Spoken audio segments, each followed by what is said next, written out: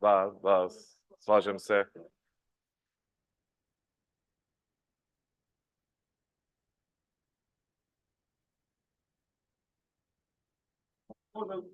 I ono možemo pričati da je EIT u Makedoniji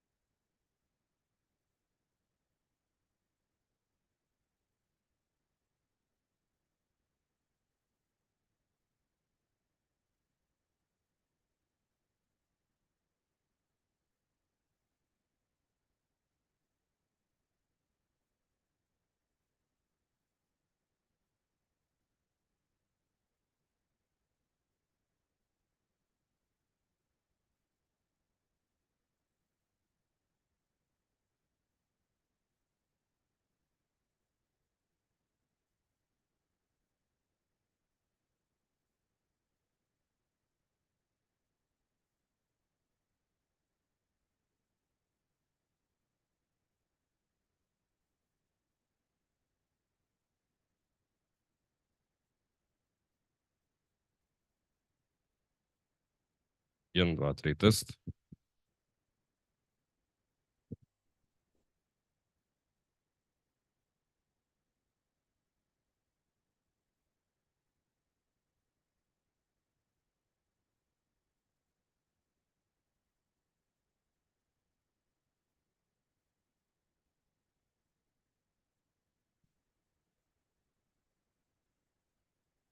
Jedan.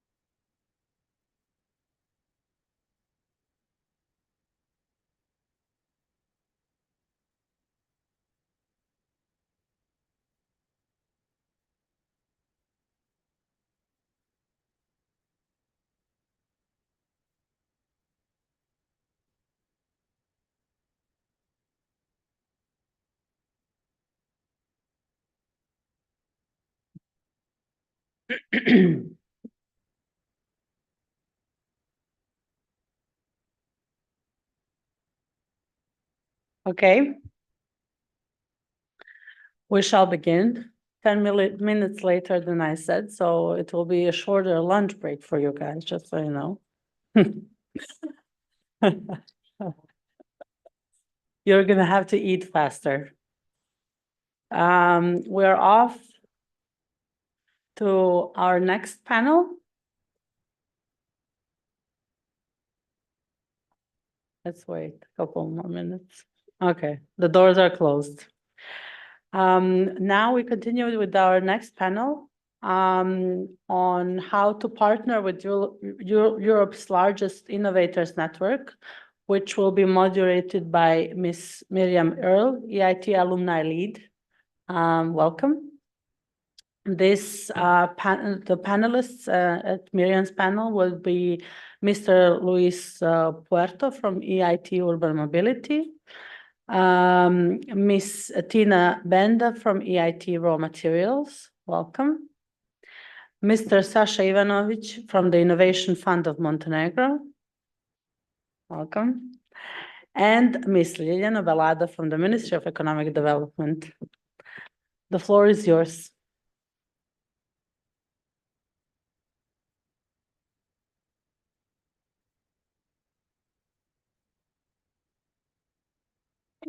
Okay.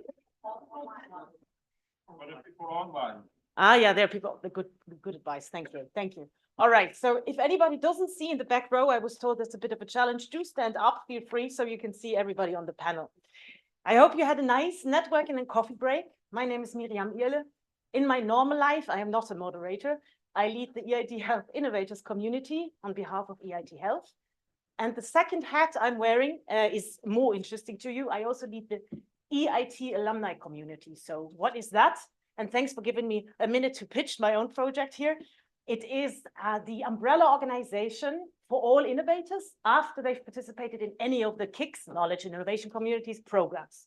In the case of health, you may actually start sooner, as soon as you enter a program run by EIT Health.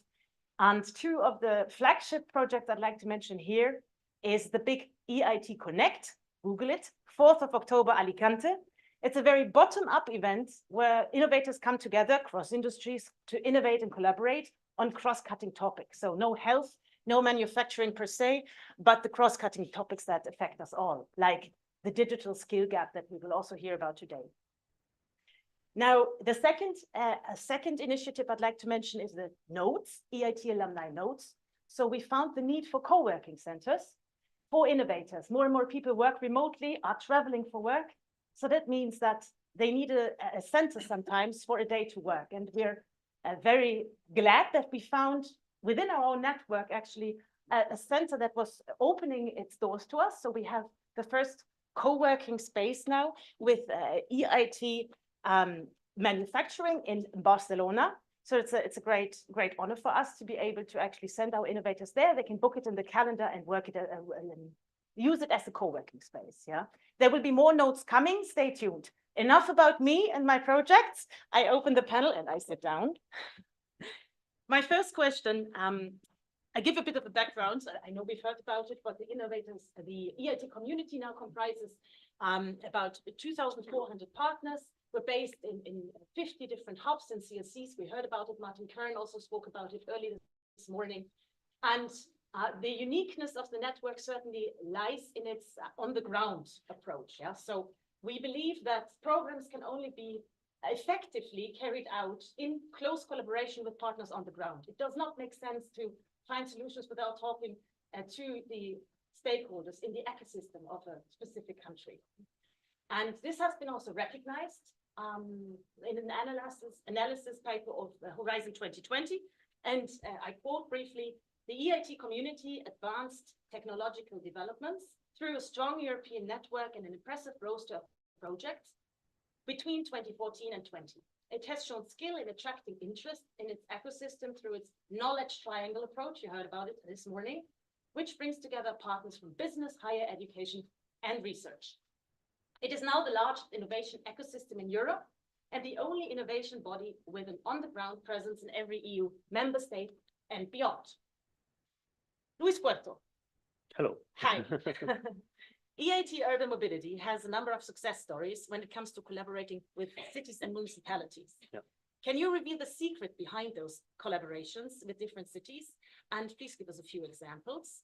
How can cities become more active in driving innovation? And how can the EIT again support cities and municipalities in doing so? Yeah.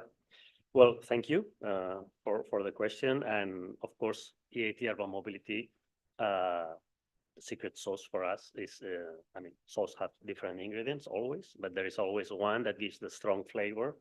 And for us, it's cities. So for us, cities are at the beginning of our, let's say, value chain, creating the needs and the problems they have in terms of mobility. And then we move on to the experts, to the other cities that can bring already proven solutions to increase also the upskilling and reskilling of city officers, bring new solutions to resolve those needs that have been identified, and then test them and roll them out. So they are at the beginning, and they are especially at the end, testing and rolling out the solutions. So for us, of course, cities are the most important thing in our vision. Typically for a city, the key number is not to do more, but to do less. Less accidents. No? I mean, and the key number would be zero. Zero accidents or zero deaths. And we have to take into account that in Europe, we have 20,000 deaths and 5 times more serious injury for life, many times, every year. So it's an important issue for cities. And the objective is to bring down deaths in traffic to zero, but also emissions down to zero. And transport in Europe accounts, road transport accounts, it's only for 20% of CO2 emissions in Europe. So for cities, bringing down emissions down to zero is also an important goal. And the third zero is delays. We move always from A to B, but we don't know how long will it take. There are uncertainties. It will take 40 minutes, 45 minutes, and we all have a hurry to go from A to B. So zero delays is in the end, because we cannot have zero time in transportation yet. But zero delays should be something that we should aim for. And these 3 big zeros are what all the cities are aiming for. Some have more problems with emissions, some others more with congestion. That is the main factor for delays. And we have to think about across Europe, delays created by congestion account for more than 100 billion euros in productivity that is lost. So there is a huge opportunity to reduce the social cost. And what we do is to basically to bring knowledge and solutions to address these 3 factors, which in the end, if you go from city to city, they will take specific use cases that we need to adapt to and to bring the specific solution to resolve one specific problem, but always within these 3 main pillars. I know that Podgorica has an increasing problem of traffic congestion. I mean, yesterday we were having dinner with the vice mayor and of Podgorica, and was explaining us that there are already 100,000 cars registered in the city, in 180,000 or less city, and that's a huge number. So if you discount the children, etc., I mean, it's a very high motorization ratio, and of course this is going to grow if we do business as usual. No? Of course, this will bring in more congestion, more costs, more accidents, and it needs to be addressed.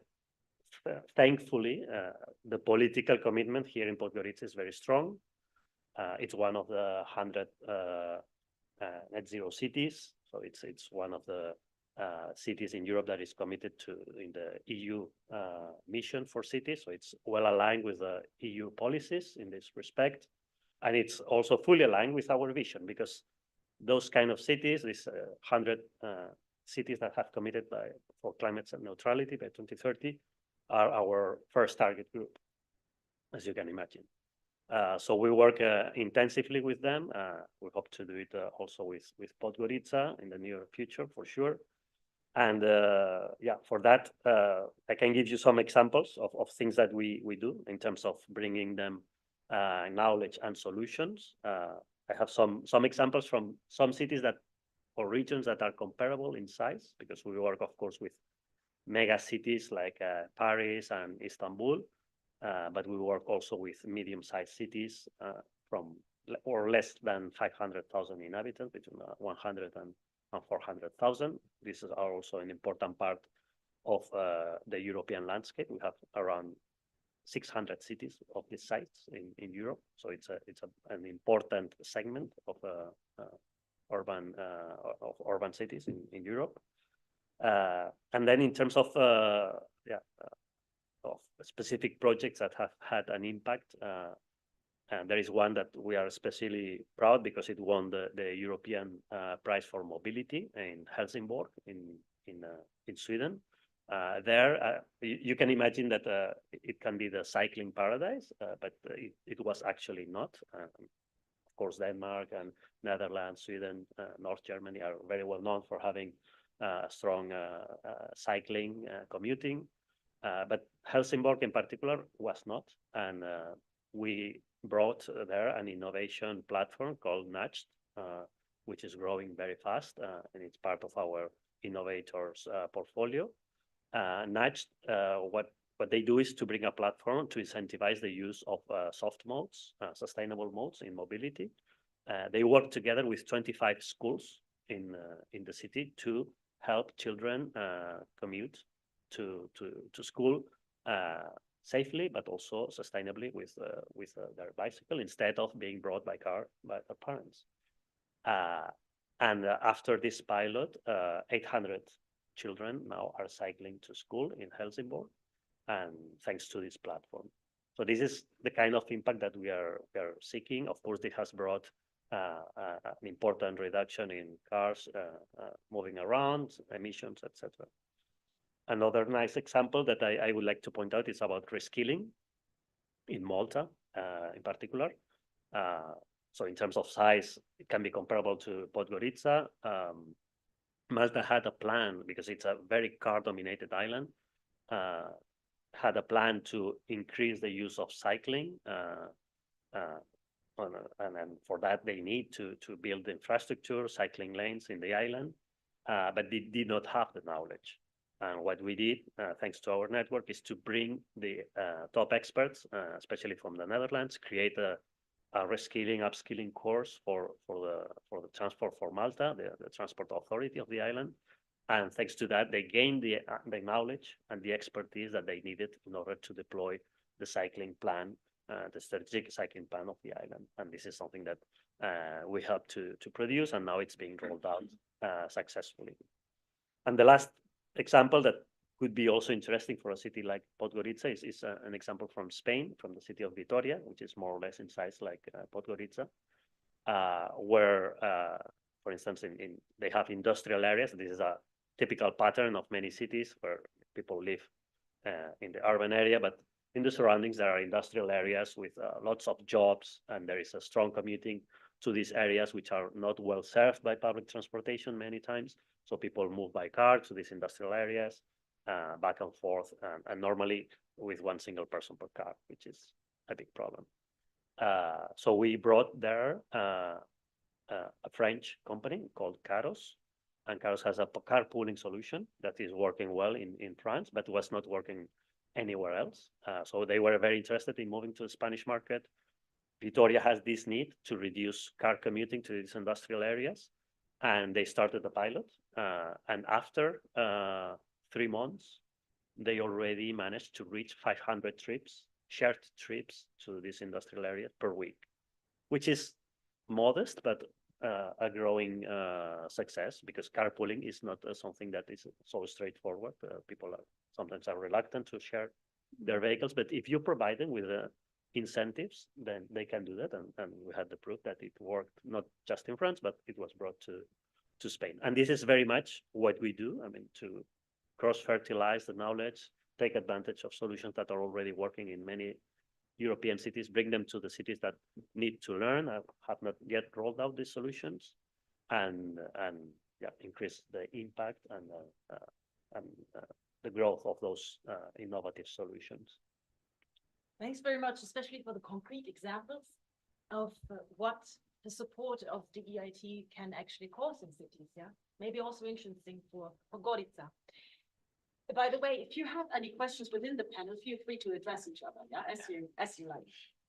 Dina, EIT Raw Materials. Can you share your experience developing partnerships in Western Balkans? How can we scale out good examples from Albania to other Western Balkan economies? Thank you very much. I would first like to explain the connection maybe with one of the previous panels. So Lady is the director of the EIT Raw Materials Regional Innovation Center in Albania. She was also presenting the main aims and activities of the center. I think the partnerships can be on many levels. I think this partnership in particular between EIT Raw Materials and the government of Albania started just because of the common interest and the importance of the raw materials for both parties. Albania, as many of the Western Balkans economies, is very endowed with also critical and strategic raw materials. They have 13 from the list, which is very significant. So in this particular partnership, it was very important that it was a priority on all sides, right? So we have agreed that this is something that we would like to see enhanced in the future years. Then, of course, coming with the idea of the center is also just to give it a very exact activity to the partnership in terms of what this collaboration should do as the next step, right? Because one idea could be to go very big, to have a very large plan or very high level. But we have jointly discussed and decided that it's better to be really focused, to establish the center, give it straight aims that I will also present a bit. So the center's activities are many, but some of them are, or an important part of them are bringing the stakeholders into the EIT raw materials community. And by that, I mean bringing the students to our education programs, bringing the startups and the SMEs into our funding and services programs, and building consortia for projects of raw materials with stakeholders or projects mainly based or focused in Albania and the region. Like Lady has also mentioned, the Western Balkans economies share some of the geology, they share the challenges in the raw materials sector. So this can be a first starting ground, not only to create international partnerships around Albanian raw materials activities, but also wider in the region. And let's say how we can support them as the EIT raw materials community. So we are the world's largest consortium of raw materials sector partners in the world. We have more than 270 partners coming from academia, from the whole knowledge triangle, which you have heard about today. We have also supported 600 startups, which are developing several technologies that can solve the challenges. So the main idea in this partnership and the future partnerships is that whatever challenges the raw materials sector players in Albania have can be identified with the help of the center, and then within our vast and big community, find the solutions to raise the innovation in the sector, raise the production of the center and the influence, the production of the sector and the influence on the Albania's growth, let's say. And then now going to the regional perspective, like I said, this technology or best examples or the challenges can be solved also interregionally. What I mean with that is that, especially for the raw materials sector, the European Critical Raw Materials Act was just confirmed. And this act is giving very strict goals in how much of which critical and strategic raw materials should be supplied within within Europe by the year of 2030. And Albania and also the surrounding economies have a very high potential to provide significant quantities to achieve the goals of the Critical Raw Materials Act issued by the Commission. So this is another example of a future partnership that could contribute to an increase of domestic European supply of European industry with critical and strategic raw materials. So I would say that it's a good example on how an on-the-ground presence can create local partnerships, countrywide partnership, a partnership between an EIT community and the government, but then also have a very big potential impact on the European industry with supplying the minerals that are needed to achieve the Green Deal goals, the critical raw materials goal, and so forth. Thank you. Welcome.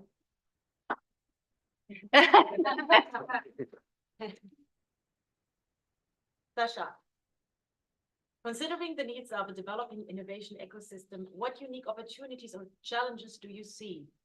Based on our experience in other regions, we know that the EIT community can assist local champions that have already accessed national funding to move to the European level. How, in your opinion, can we best align the different instruments we have? Okay, first of all, thank you for coming here and bringing EIT RIS Hub here for the first time in Montenegro. I'm very pleased that you picked Branka as a person for this position, because I know Branka many years ago, and I'm sure that she will deliver results very soon on these topics. First of all, let me just shortly introduce Innovation Fund, because it is maybe for those who don't know that it's a recently established fund, 2.5 years, which is dealing with funding innovation in our country. And within these 2 years of funding, we delivered and let's say created 10 different kind of instruments and program schemes, for which we invested several millions in 85 projects. We are a fund who is working together both with academia and business sector, bringing them together in collaborative grant scheme. We are working in bringing them together. We have proof of concept grants as well. And we are trying to find these champions, which you are mentioning. So we are working on the ground with the companies and together with other innovation actors in our system, like Technopolis and Science Technology Park, and few others which will come up very soon, because there are different initiatives coming from local municipalities and communities that they would like to involve their hubs to work better on these topics and to bring innovation more higher in the agenda. So we are expecting that we will have enough potential, first of all, to find these champions and to see which kind of opportunities do we have. I'm very impressed how many opportunities we have, because I was not aware quite well. I am personally recently appointed as NCP as well for EIT, for Montenegro from last month. So I'm very willing to work on this in connecting our companies and our good ideas with EIT community and see how we can develop them further and faster, both in skill development, in scaling up businesses, in many other things for, let's say, attacking social challenges and many other topics. As a fund, we are also promoting innovation in our ecosystem. So we have some schemes which are dealing with awareness raising and promotion of innovation culture in the country. And definitely what is needed is to align it with our priorities as a country priorities, which are defined within the smart specialization strategy. So basically now our programs are focused on smart specialization mainly, but we we said that at least 70% of grants should be directed in these 4 areas which are currently identified.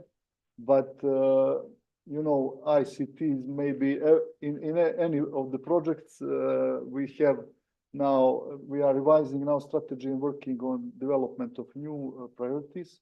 So from the end of this year, we will know which are new goals and priorities for the future period.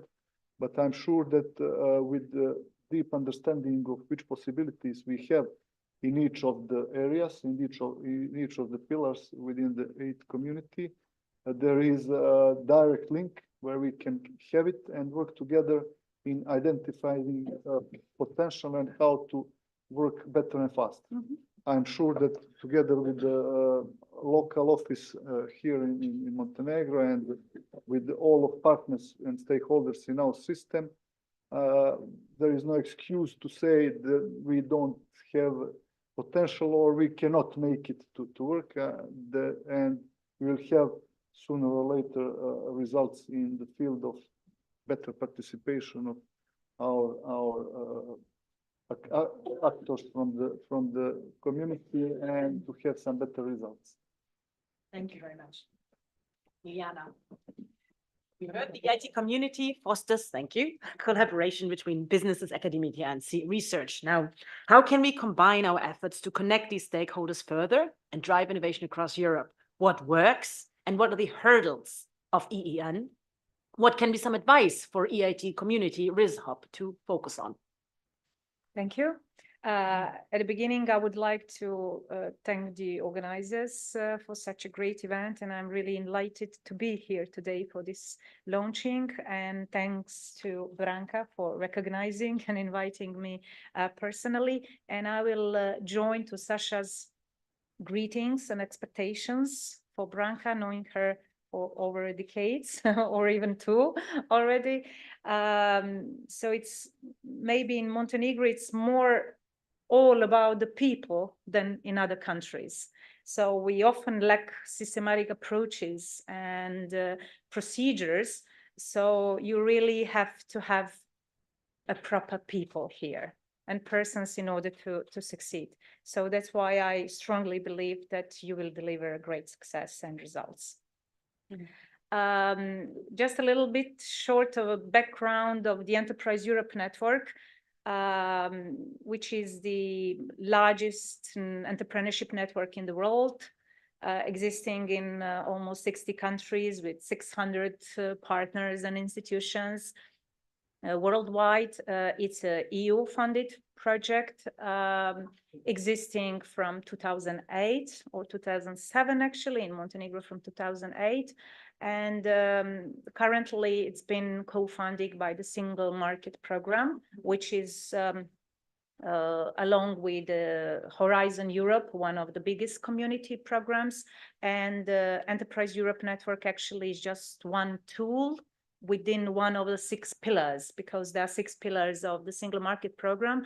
And Montenegro is a candidate country, signed an agreement to participate in 3 of them, choosing as the most appropriate one, especially by the time we approach EU and become EU membership.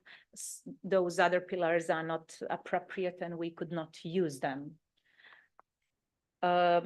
So in Montenegro, we are 4 partners in Enterprise Europe Network.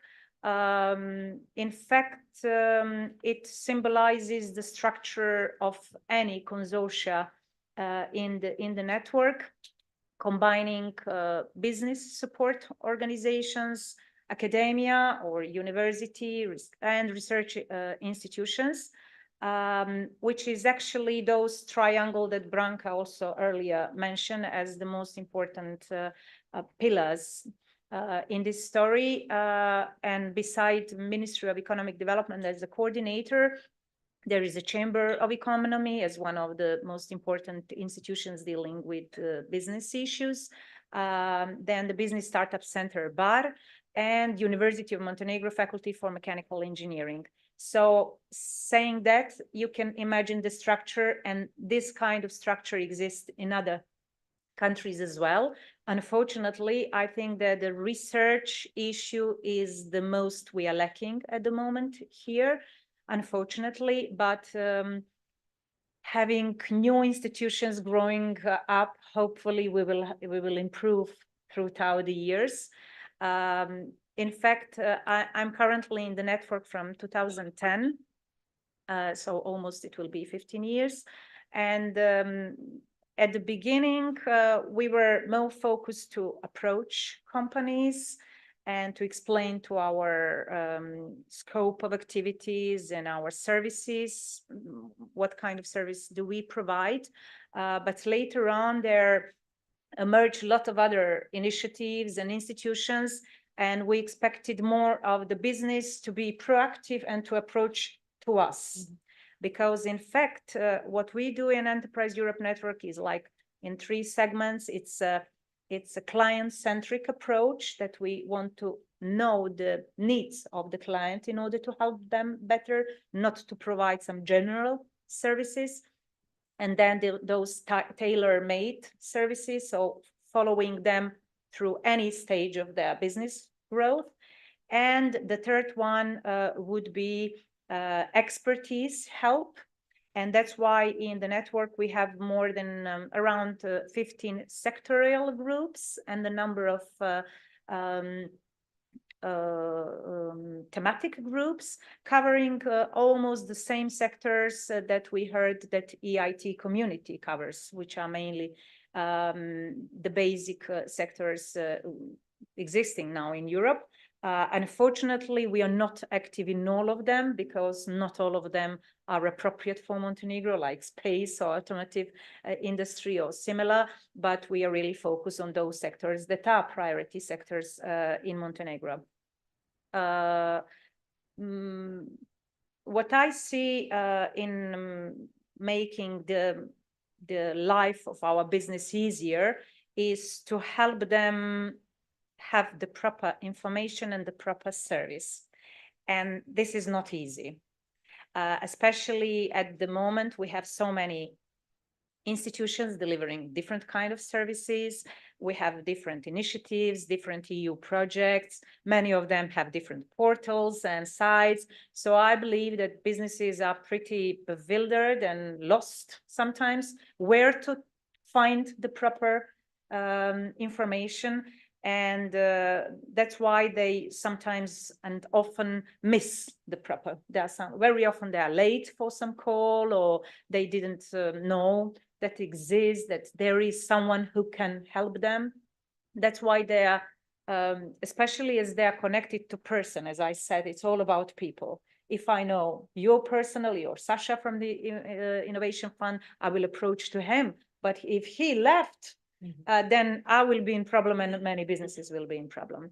So that's why we have really to take care of the right persons and people in the institutions. And I believe that for businesses, we have first the institutions that are information and service providers. We have to cooperate better in order to serve to businesses and to give them not only the service that is under our scope of activities, but beyond it, in order to help them really better. And I'm happy that we have EIT in Montenegro on a ground office, and I really see the future of our cooperation, because really the scope of all our activities are very well in accordance. And regarding EIT, I would like at the end just to mention that in the Western Balkan, the partners from 7 consortia and 6 countries, we had 2 years ago, we had one initiative to help businesses in the region more with a specialized platform, especially for access to finance and innovation, because those are probably 2 main issues. Access to finance is always the most attractive one, of course, even though the others are emerging, like knowledge sharing and knowledge gaining, partnering also services, but access to finance is definitely something that is the most attractive one. And that's why we have created FINO platform with double N, all our 7 consortia from the region, from the Western Balkan, which is, this platform is not only informational, but it's active and proactive, which means that we can organize B2B events there, or B2F, business to finance, and organize different like investment pitching sessions and something like it, in order to help our clients go further and internationalize. And we have cooperated with many financial institutions in order to help our SMEs to have at one place so many different options that there is for them. And EIT is one of the partners in this FINO platform, apart from other partners and financial institutions. So this is another issue that we can count on and use in order to be more visible and to be helpful for our businesses. Great. Thank you very much for this concrete advice. It seems to be going in the absolute right direction. Thank you all very much. And I would like to close the panel. Thank you.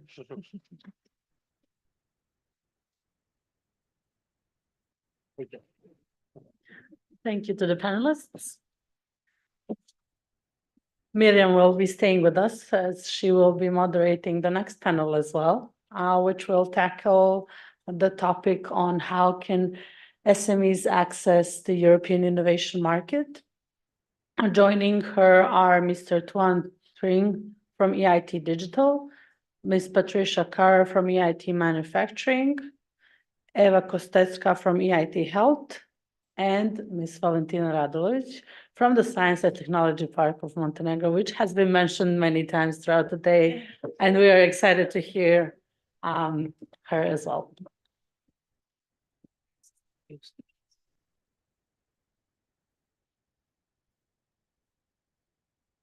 Great. So our online guest is also here. Hello, Tuan.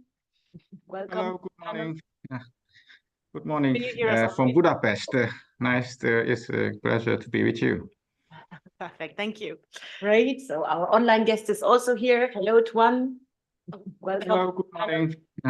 Hello, good morning Morning. from Good Budapest. It's a pleasure to be with you. Perfect. Thank you. Good. There's a bit of a duplication.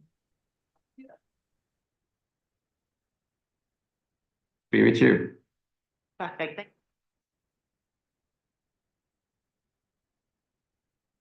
you. All right. The EIT community guides you on every step of your innovation journey. So from the ideation phase to later scaling out throughout the European market.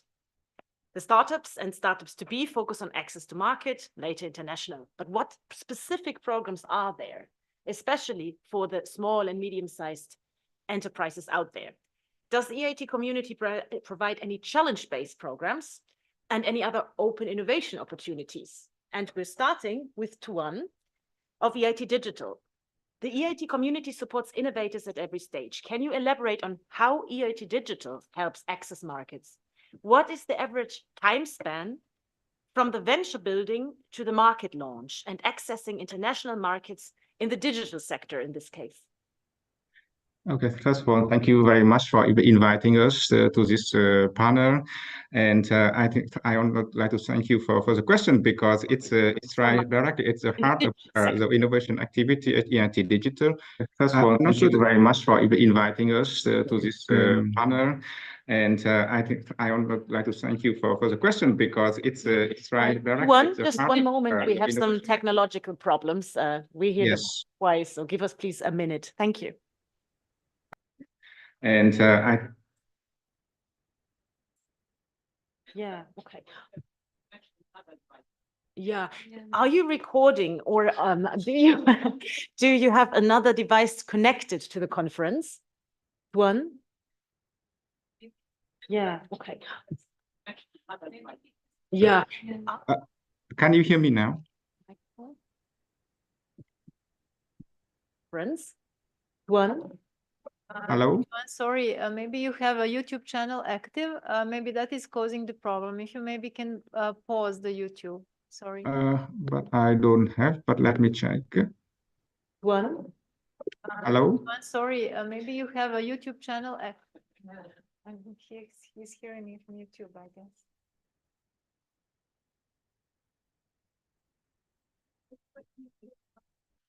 Yeah. No, I don't have a YouTube channel.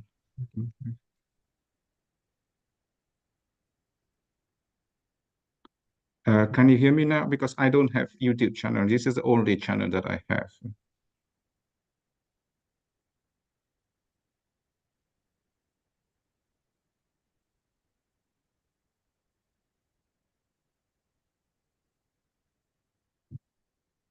We can start with another panelist and then move to Tuan.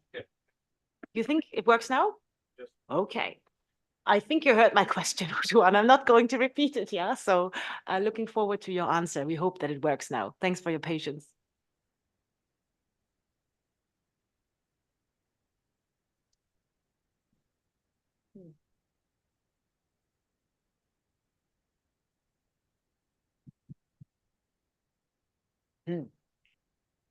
Still seems to be an issue. You can't hear us, right? I can hear you. Okay, so if you would, we can hear you now too. If you would like to proceed with your answer, we're ready. Okay, thank you very much. I don't have any YouTube channel. I can make sure about that. But now, so may I start? Yes, please. Yes, I would like to start with, well, we call it our EIT Digital. We follow the model with from unipreneurship to unicorn, and it goes into different stages. The first stage is in innovation at EIT Digital, we call the venture incubation program, meaning that the team is still not yet incubated. I mean, they do not yet start the company, but only have the ideas.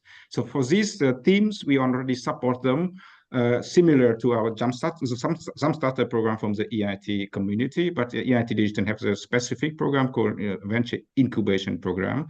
And we have training, we have coaching and mentoring them in digital aspects of innovations. That is the first stage, and we also have a challenge for them, and we also have prize for them at the end. So this is a program that we run for the last 10 years at EIT Digital, and we continue to run it and focusing on risk countries and widening countries. Recently, we opened up, it's in some pilot project in Germany and in Sweden as well. So that is something that I would like to, because, you know, the innovation need teams coming from different background and different innovation index. That's why we even better help to the risk country that we can engage with some other members and teams outside to exchange the knowledge and the experience. That is the idea from EIT Digital.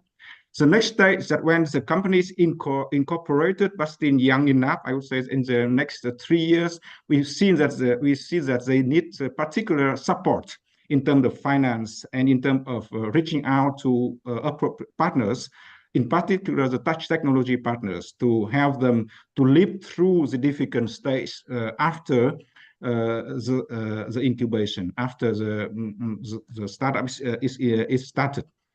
And this we call the Open Innovation Factory programs.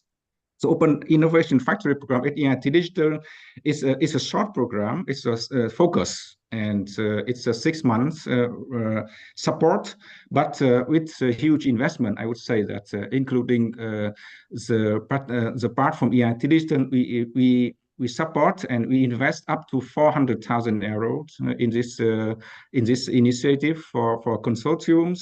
But we also invite our investor network, which we have more than 1,000 investors in our EIT Digital network, to co-invest with us in this company. So basically, to help us enough and adequate finance and support for this newly quite young startup to get through this difficult stage of innovations.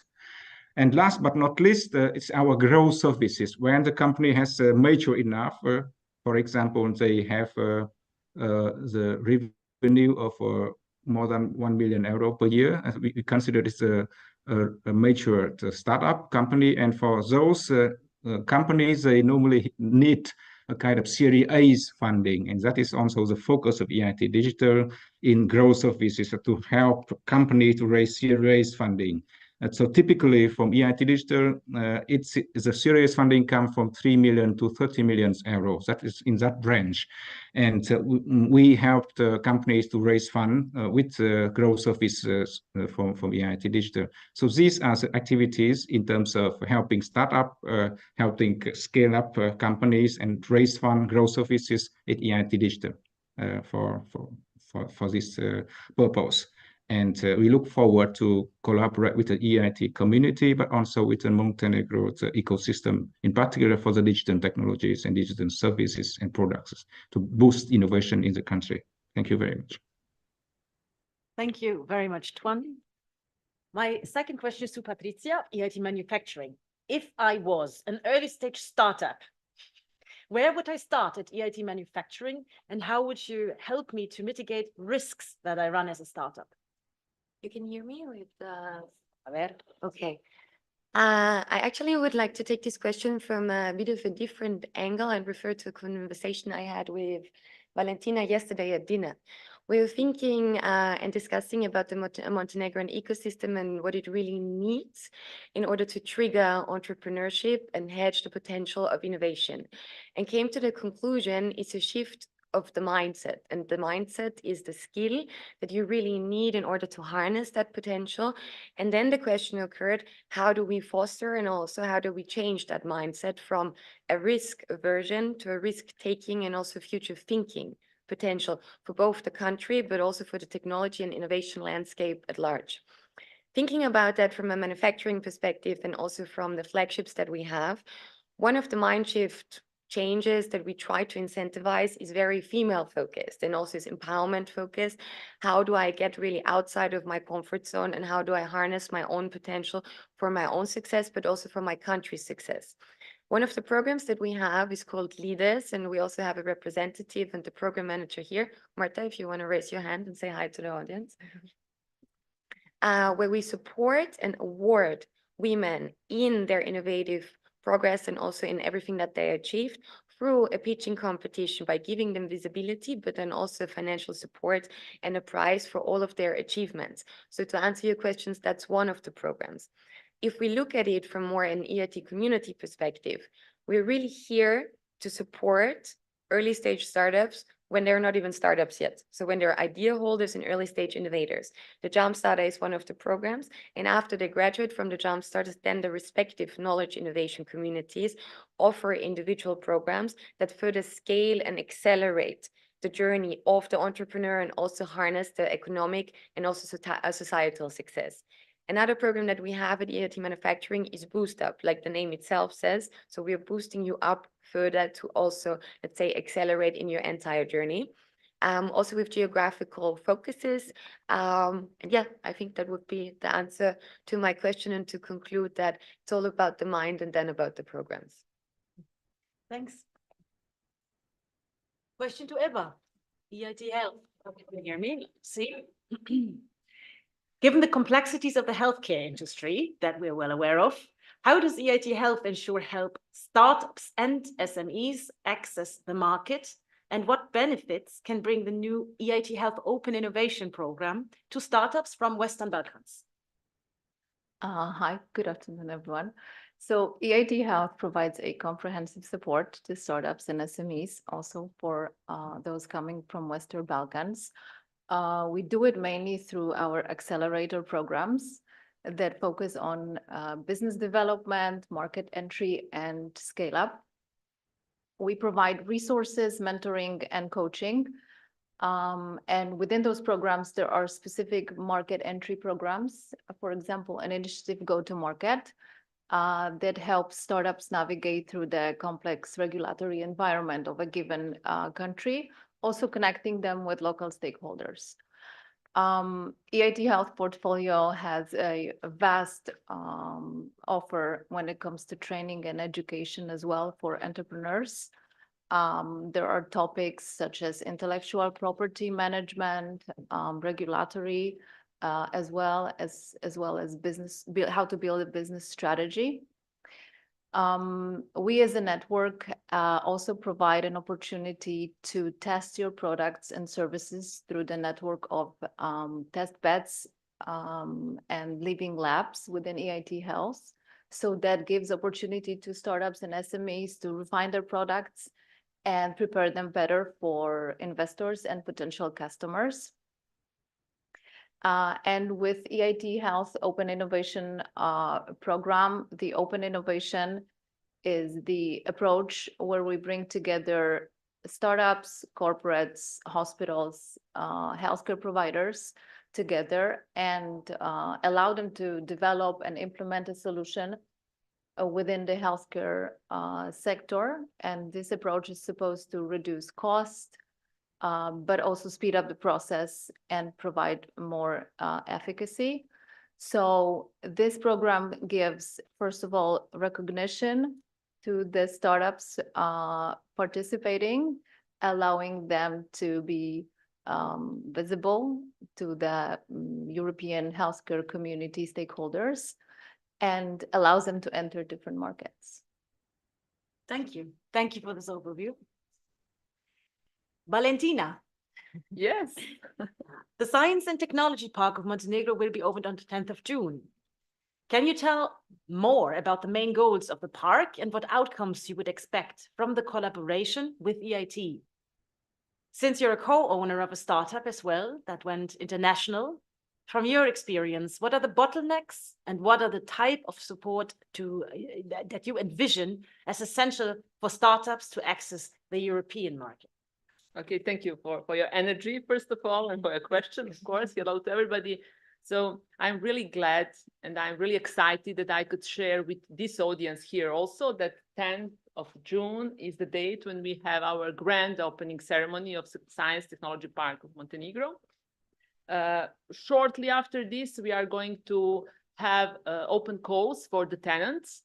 So I hope that in a few months, we will have a building full of startups, startup companies, teams, development companies, organizations, and that we will all be in the same building. I would just like to ask you to just imagine this energy, this platform for innovative ideas, for developing innovative ideas, for ideas to be born.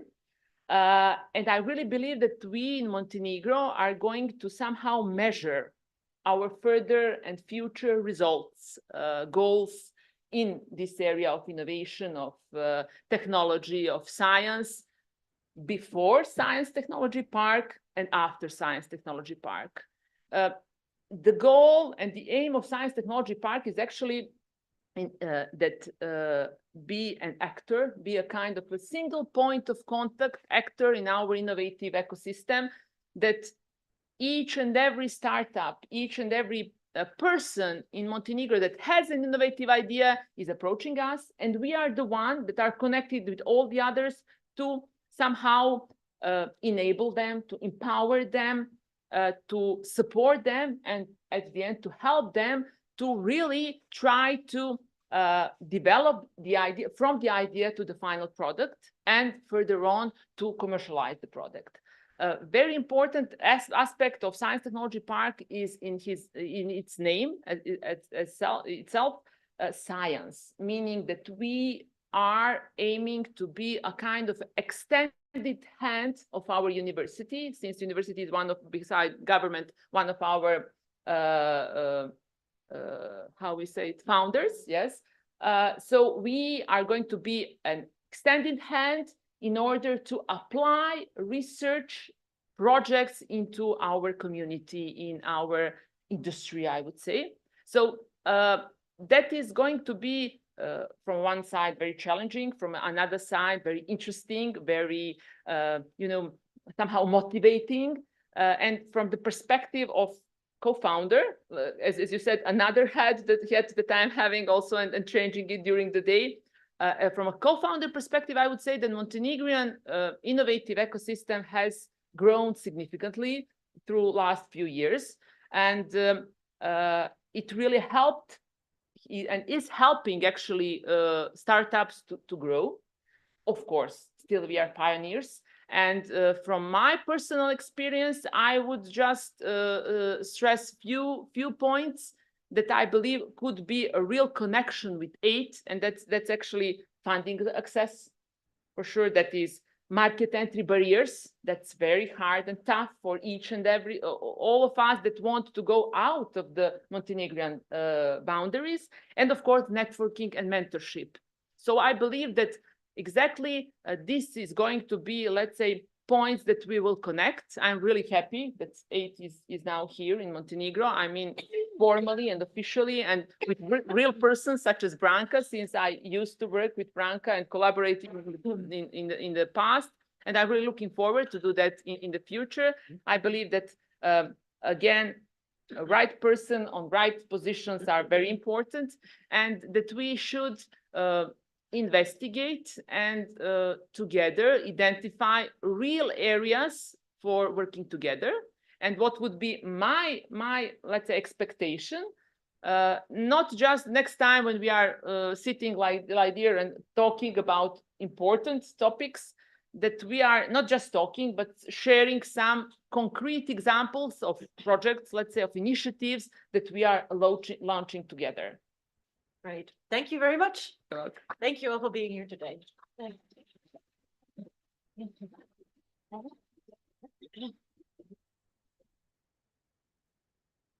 I have to thank the ladies for allowing us to catch up with our time. Next session is going to be about bridging the innovation skills gap. Again, Miriam will be with us for this final session as well, the panel session, before the lunch, and before, of course, we hear an interesting presentation from one of the stars of EIT here in Montenegro, or the first star, let's say, of EIT in Montenegro. This session will feature Mr. Adam Strelski from EIT Food, Mr. Piotr Pavelec from EIT Inno Energy, Ms. Srna Sudar from the University of Montenegro, and Mr. Luka Đukanović from the capital city of Podgorica.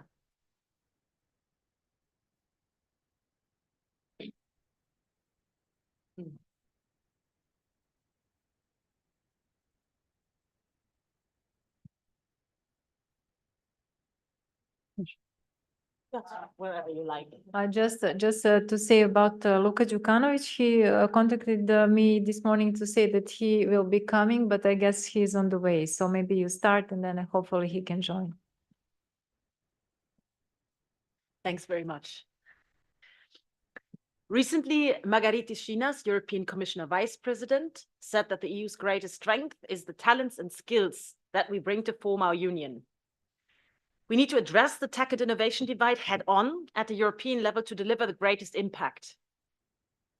As Europe's largest innovation network, the EIT stands ready to take this challenge. By connecting students, entrepreneurs, and innovators, they tackle the skill divide we face and support businesses that accelerate the EU's green and digital resilience. What are the education programs in your knowledge and innovation communities that can help to upskill and reskill talents? To Adam, the first question goes. The EU Vice President emphasizes the connection of students, entrepreneurs, and innovators. How do EIT Food and the EIT Infra Booster initiatives bridge this gap in the agri-food and infrastructure sectors? Can you share specific examples of educational programs offered? Yes. Hello, everyone. Thank you very much for having me today during this panel. Yeah, actually, EIT Food is the leading Europe's innovation network, which works to make food system more sustainable, healthy, and trusted. So, of course, in line with the general EIT model of working within the innovative ecosystems, we are providing many different programs. I will give you a few examples, then I will focus on one specific, which we piloted in Western Balkans last year. So, of course, for instance, we are offering internships to students, PhD students, allowing them actually to work for 3 to 6 months in the leading European research centers.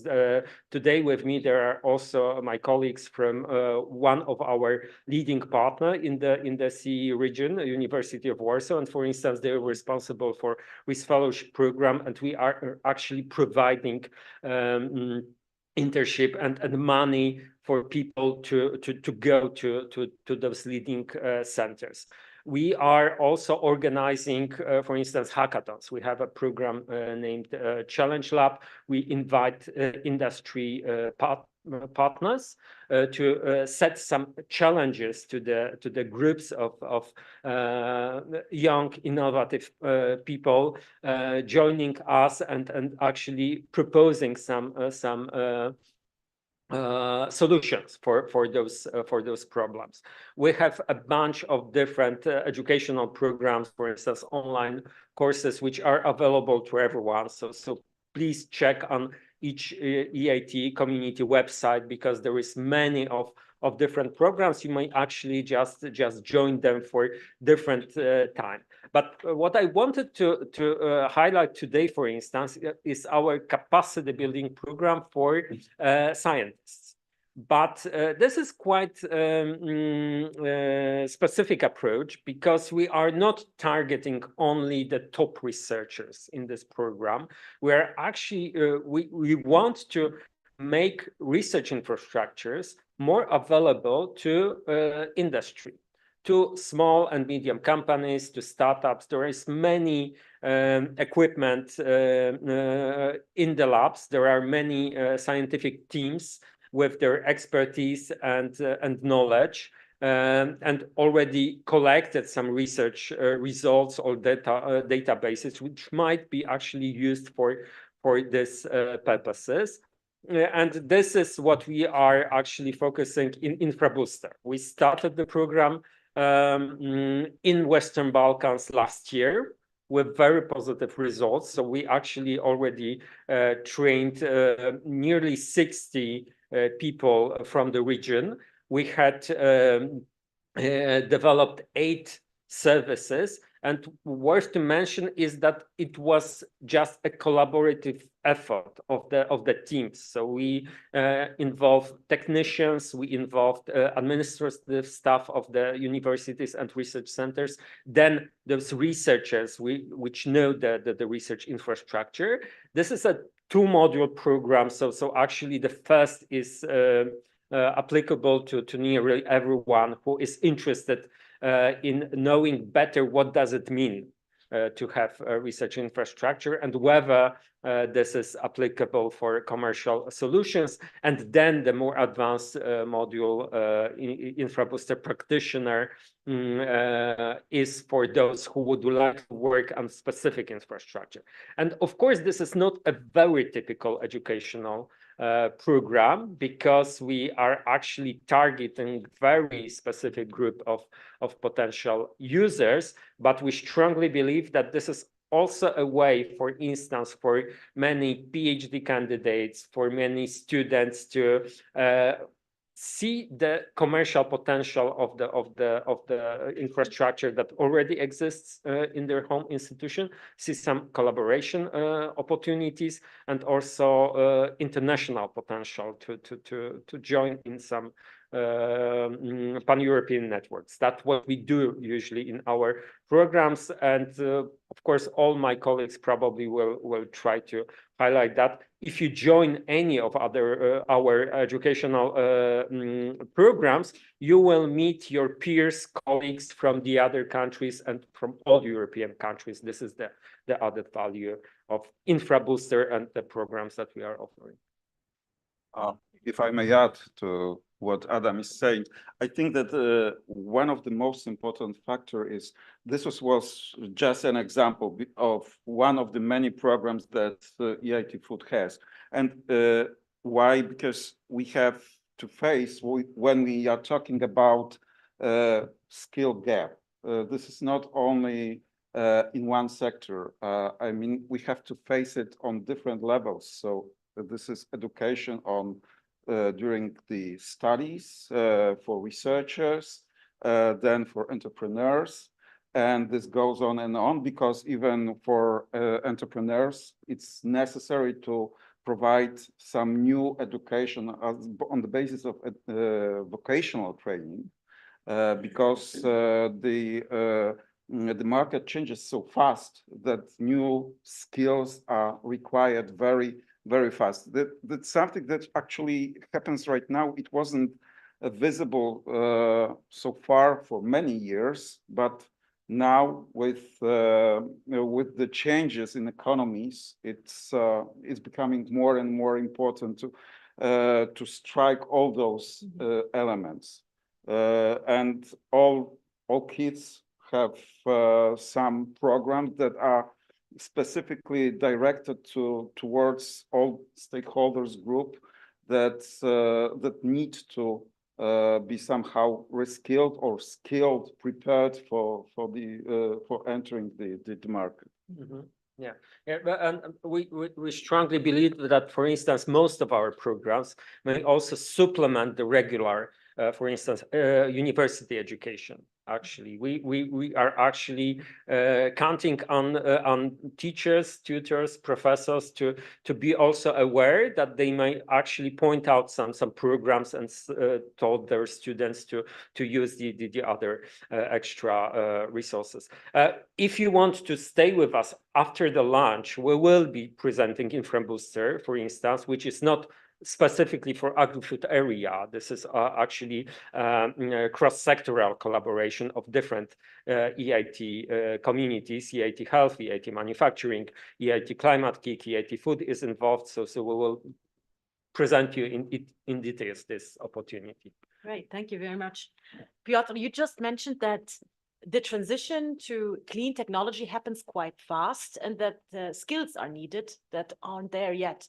What does InnoEnergy do in order to promote those skills, teach those skills? As I mentioned already, this is a topic which is quite important right now with the Green Deal coming into force, and with very ambitious goals of the European Union. And in fact, this is not only the ambitions, but this is the necessity to face the problems that we are now experiencing with climate, but also with energy as part of this issue. So energy is necessary for almost everything in one way or the other. This is something which is really very important to us. We are approaching it on similar basis as other kids are doing. So these programs, so for example, master schools that we also support young students of master schools and then PhD in different universities. There is a possibility to apply to our programs and learn in different universities in different countries. We have also more targeted programs. That's obviously something which is happening in every kids. What is perhaps a bit more specific to us is Skills Institute, which evolved from EBA Academy, EBA standing for European Battery Alliance Academy. This is something which is really which really emerged because we've seen the need for reskilling workforce in many European countries. So most of European countries have already these smart specialization strategies, or 3S strategies, as they are called also. And in most of them, energy plays an important role. As we were entitled by the European Commission to take care for such pillars as green hydrogen, as solar energy, especially PV solar, and as batteries, but batteries understood very broadly, but not only batteries like for mobile phones or for cars, but also energy storage for large utilities. So these three main pillars, across these three main pillars, there is a great need to work with people, to learn, to teach them how they should approach the subject, because this is quite new. This is something which changes really fast. So right now, the Skills Institute has already more than 50,000 graduates across Europe. So we are working either with companies, trying to fit the companies' corporates' needs for skilling their workforce, or we are working directly with governments. So then we are preparing special programs on the basis of the needs of given country, in cooperation with universities, in cooperation with industry in this country. So, for example, Romania or Hungary. These are the examples. So this can be done, and this helps Europe to adjust faster to changing situation, because it's a really competitive market. I do not have to convince you that this is really something very compelling. Of course, China is leading the way together with USA, and we shouldn't lag behind. We have a lot of innovative ideas here in Europe, and we should use them, but this needs skilling up. So that's how we try to approach the subject. Thank you, Piotr. My next question goes to Sarna, the University of Montenegro. You manage one of the EIT Hey projects in Montenegro. Can you share with us your experience from this project? What kind of support, in your opinion, would be the most valuable for students and academic partners? Thank you. And I would also like to greet today the audience and my previous speakers and from previous panel. But before I start about ABCD project, just to complement what the previous speaker said, I'm the member of the EIT community when it comes to skilling, reskilling, education since 2020, when I got my first certificate in training of trainers for supporting stakeholder engagement and businesses in sustainable development. And changing of mindset, as one of the previous panelists said, is really a key goal and key issue at the same time in Montenegro and our traditional countries. From my personal example, I have to say I got my PhD late in my life, and everyone was telling me I'm crazy. I didn't get a PhD just to say so there is a PhD, but I wanted to increase my knowledge, go deeper into certain sectors. And these certificates that I'm holding are boosting my skills and staying up to date and thinking forward. I was the panelist also for the European Training Foundation about green jobs, as you were mentioning, and need, because 85 million of jobs will be lost, but 90 million of new jobs will be created in next 2 decades. So we need to be flexible, but also need to work on our education, constant, regular education, which is lacking in Montenegro. Once you have a job, especially a study job, you are there. So there is no feeling of need that you need to be up to date, that you need to still work on your skills, on your knowledge, and these kind of things. So this is just an introduction. Coming back to ABCD, but there is a correlation. Our ABCD project deals with, I would say, boosting entrepreneurial ecosystem and mindset regarding deep tech, which we have to face is a really vague term. What does it mean, deep tech? Depends. There are different definitions. AIT has its own, but there are other. However, deep tech is a cross-cutting term, cross-cutting meaning topic-wise from different sectors. So the EIT project, and I have to greet some of my colleagues for the partnership I see here today, and there is Alexander somewhere down in some back roads. So first, working Hayes University, working with the non-Hayes, and there is immediately a challenge and different mindset and different thinking of professors and academic staff and non-Hayes who are dealing with businesses, the entrepreneurial system. However, what I like about the project is the work on threefold segments. Why? There is a support for academic staff for certain training and building their or widening their awareness of how you can build or strengthen cooperation with businesses. The second segment is increasing the capacities of students toward business idea with the business canvas model and finding the way how they can develop business idea, which are not only acceptable or fitting to the local needs, local or national, but going beyond. And the third one is supporting startups. And I have to say that and I think we are all proud in this second phase of the project. The project has two phases. The first one was in 2023, from May to December. Now we are in the second phase.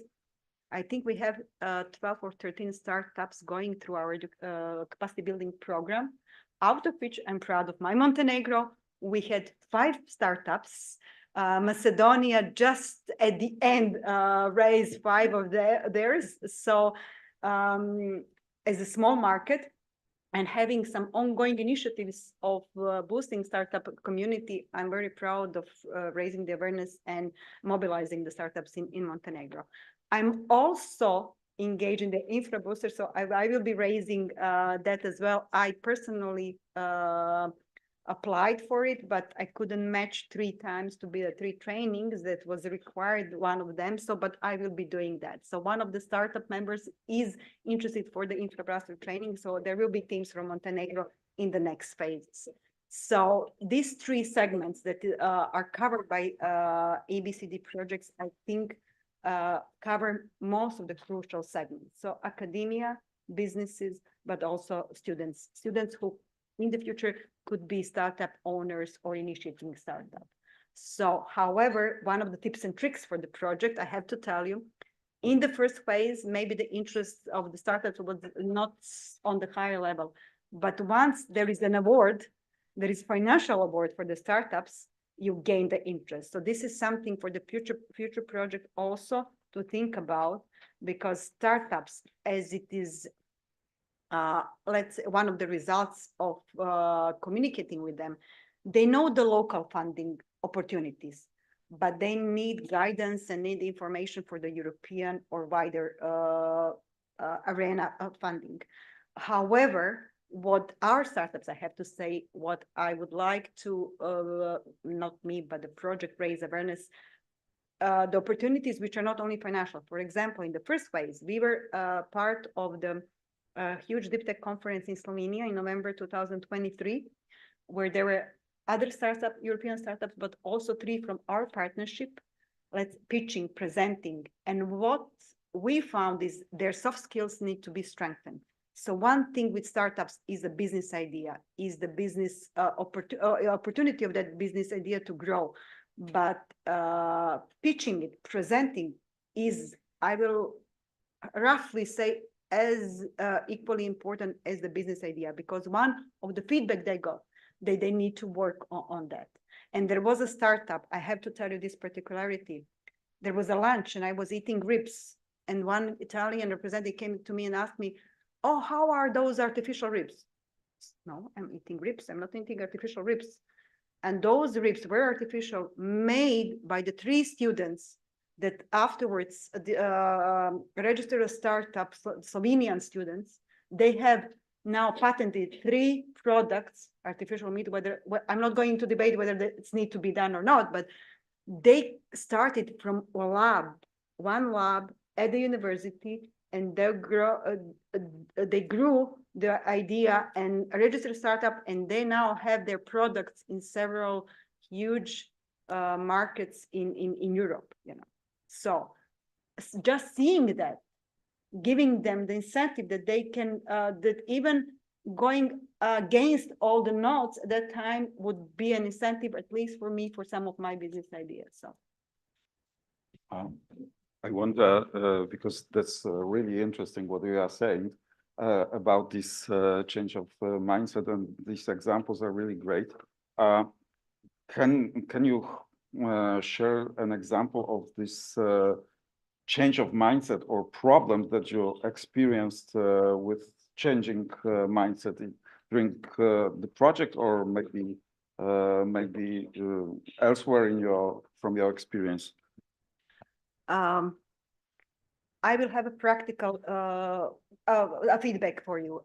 Coming from the public university where students are full-time. So because there were some gaps between how the private universities operate compared to public one. So our students are full-time students. So having additional activities, additional trainings as part of their full-time, I'm not saying employment, but dedication to the university during the semester is a first challenge.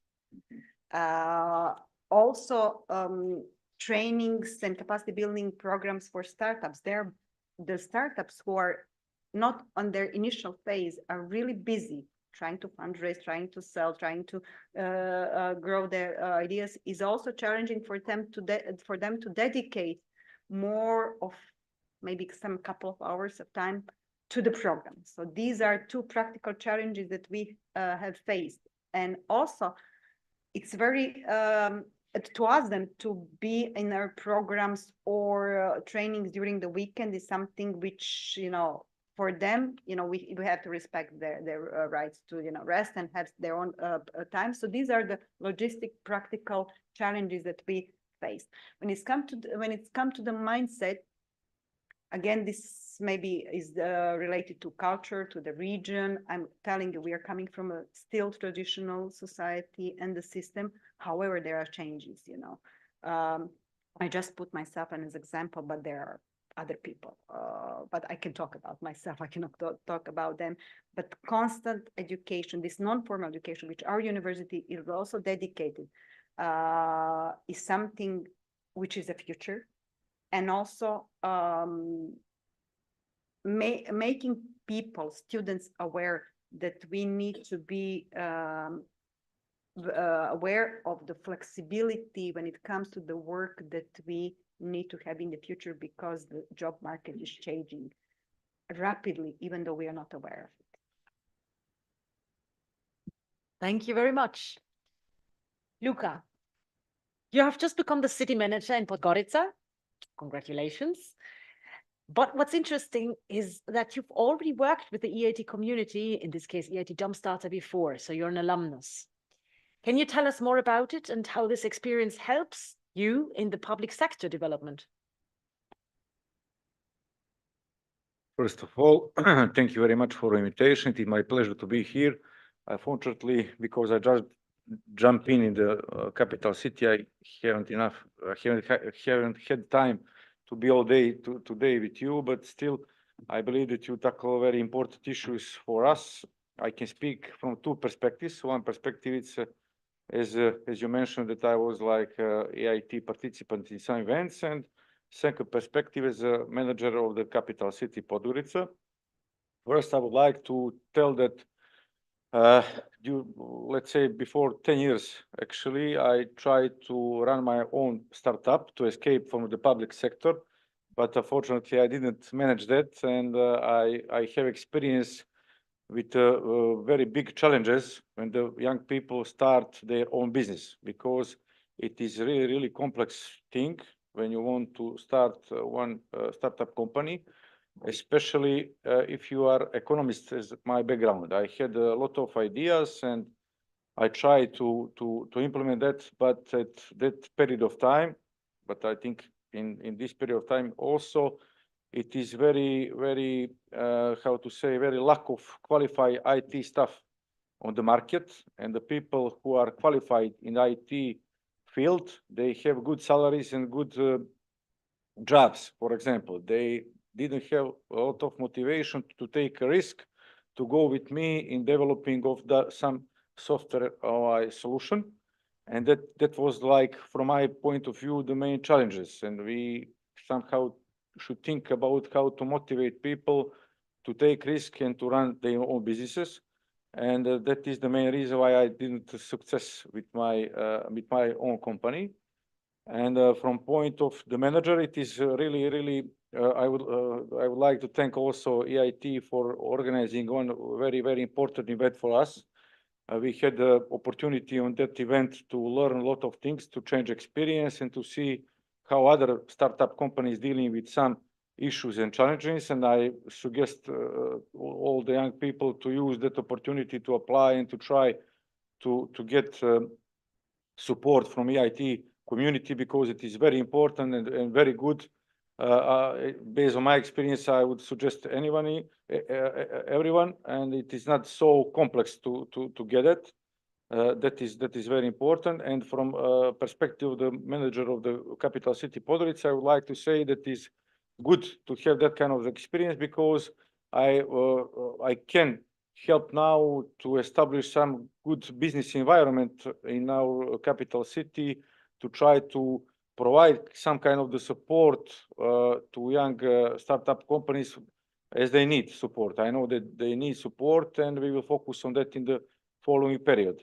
What I would like also to mention, that is good moment now, because we are in the phase of developing new strategic plan for developing of the capital city for period 2025-2030, and it is good moment maybe for some further cooperation with EIT to see how you can support us and how we can cooperate in the future. We are really open for cooperation, and we believe that this strategic plan could be good base for new startup companies to see how we can improve our business environment, what kind of support they need, and to provide that kind of the support. I'm open for any kind of the questions shortly from my side. Thank you. Great, thank you very much. Piotr. Yes, I just wanted to thank you for sharing the experience that you have, because it shows how failure you can turn into success, because everybody experiences failure. It's something very normal, but sometimes it's difficult to learn on the failure and how to turn it into success. And you managed to do this.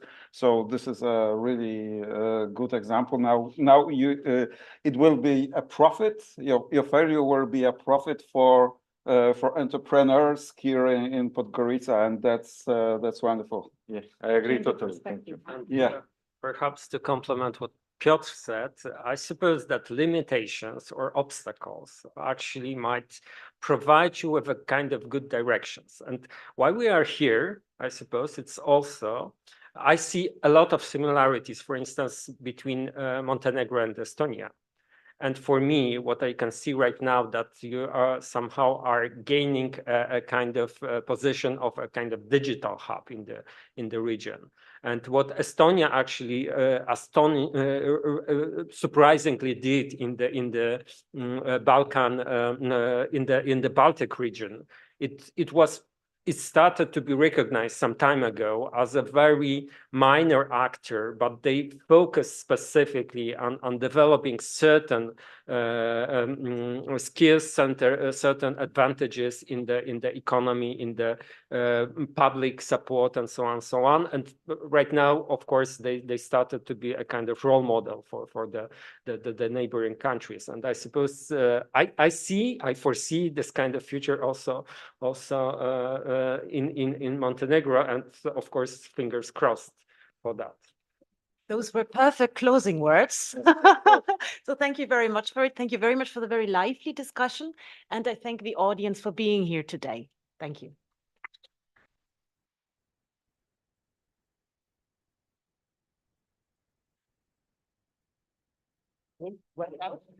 Thank you to our panelists for interesting remarks, and to our triple time moderator. Next, we continue, as I mentioned earlier, on a story about one of the stars of the EI Jumpstarter program, which has been mentioned several times today, and we're all aware of this program. I think is one of the most popular, at least here in Montenegro, for now. We'll hear about BBIP, which is an app that offers, it's a carpooling platform, offers carpooling services to those who offer to share a ride with someone and those who are looking for someone to take them from one spot to another. Today this app will be presented by Mr. Marko Lalic, pardon, sorry, from BBIP.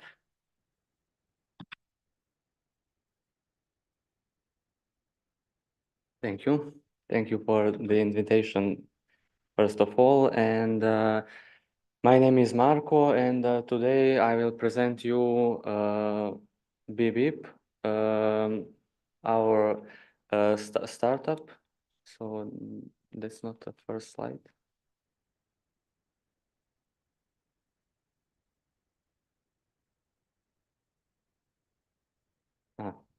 Okay. And I'll present you a BBIP. Although the distances between cities in Montenegro are not too large, moving from one city to another, it's pretty complicated because we have trains and buses who's pretty unreliable and old, often late. On the other side, we have taxis who's too expensive. Maintenance of cars, petrols and tools are a significant part of every household budget in family in Montenegro. And we have millennials and the generation Z who want possessed cars. And statistics says that 76% of intercity trips in Europe has an occupancy rate of 1.9 passengers per vehicle, and what means that we have at least 3 seats available in every car, and this shows us that we have unused cars on the streets and unacceptable way of polluting the environment. BBIP is a carpooling platform where users can share their trips, and we divide our users in 2 groups. Drivers can publish on platform their plans with price and other details, and on the other side, passengers can list their trips and contact the drivers with whom their plans altogether have. So they, as I mentioned, they participate in the sharing costs directly through our platform. BBIP also will contribute to achieving goals set out in the S3 strategy in 3 priority areas. Market that we are targeting shows us constant need and growth. PwC said that 5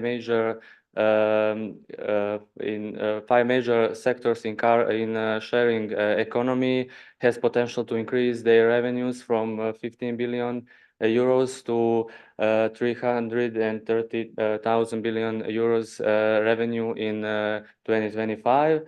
which carpooling revenue global is will be 20 billion euros in 2025. BBIP will focus after launching our platform in 2022. We'll focus on our Balkan region. We have a potential of 50 million euros revenue, and we focused and potential of 27 million residents and 10 million tourists aged between 18 and 45 years old. BBIP business model rely on transaction business based business model that we will have 20 to 30% of each ride. Now we still free for our carpooler users. Based on our analysis and analytics, we top up 3 major metrics that we will have in next 3 years. That is 2.5 euro user acquisition cost, 1 million revenue up to 27, and 250,000 users in next 3 years.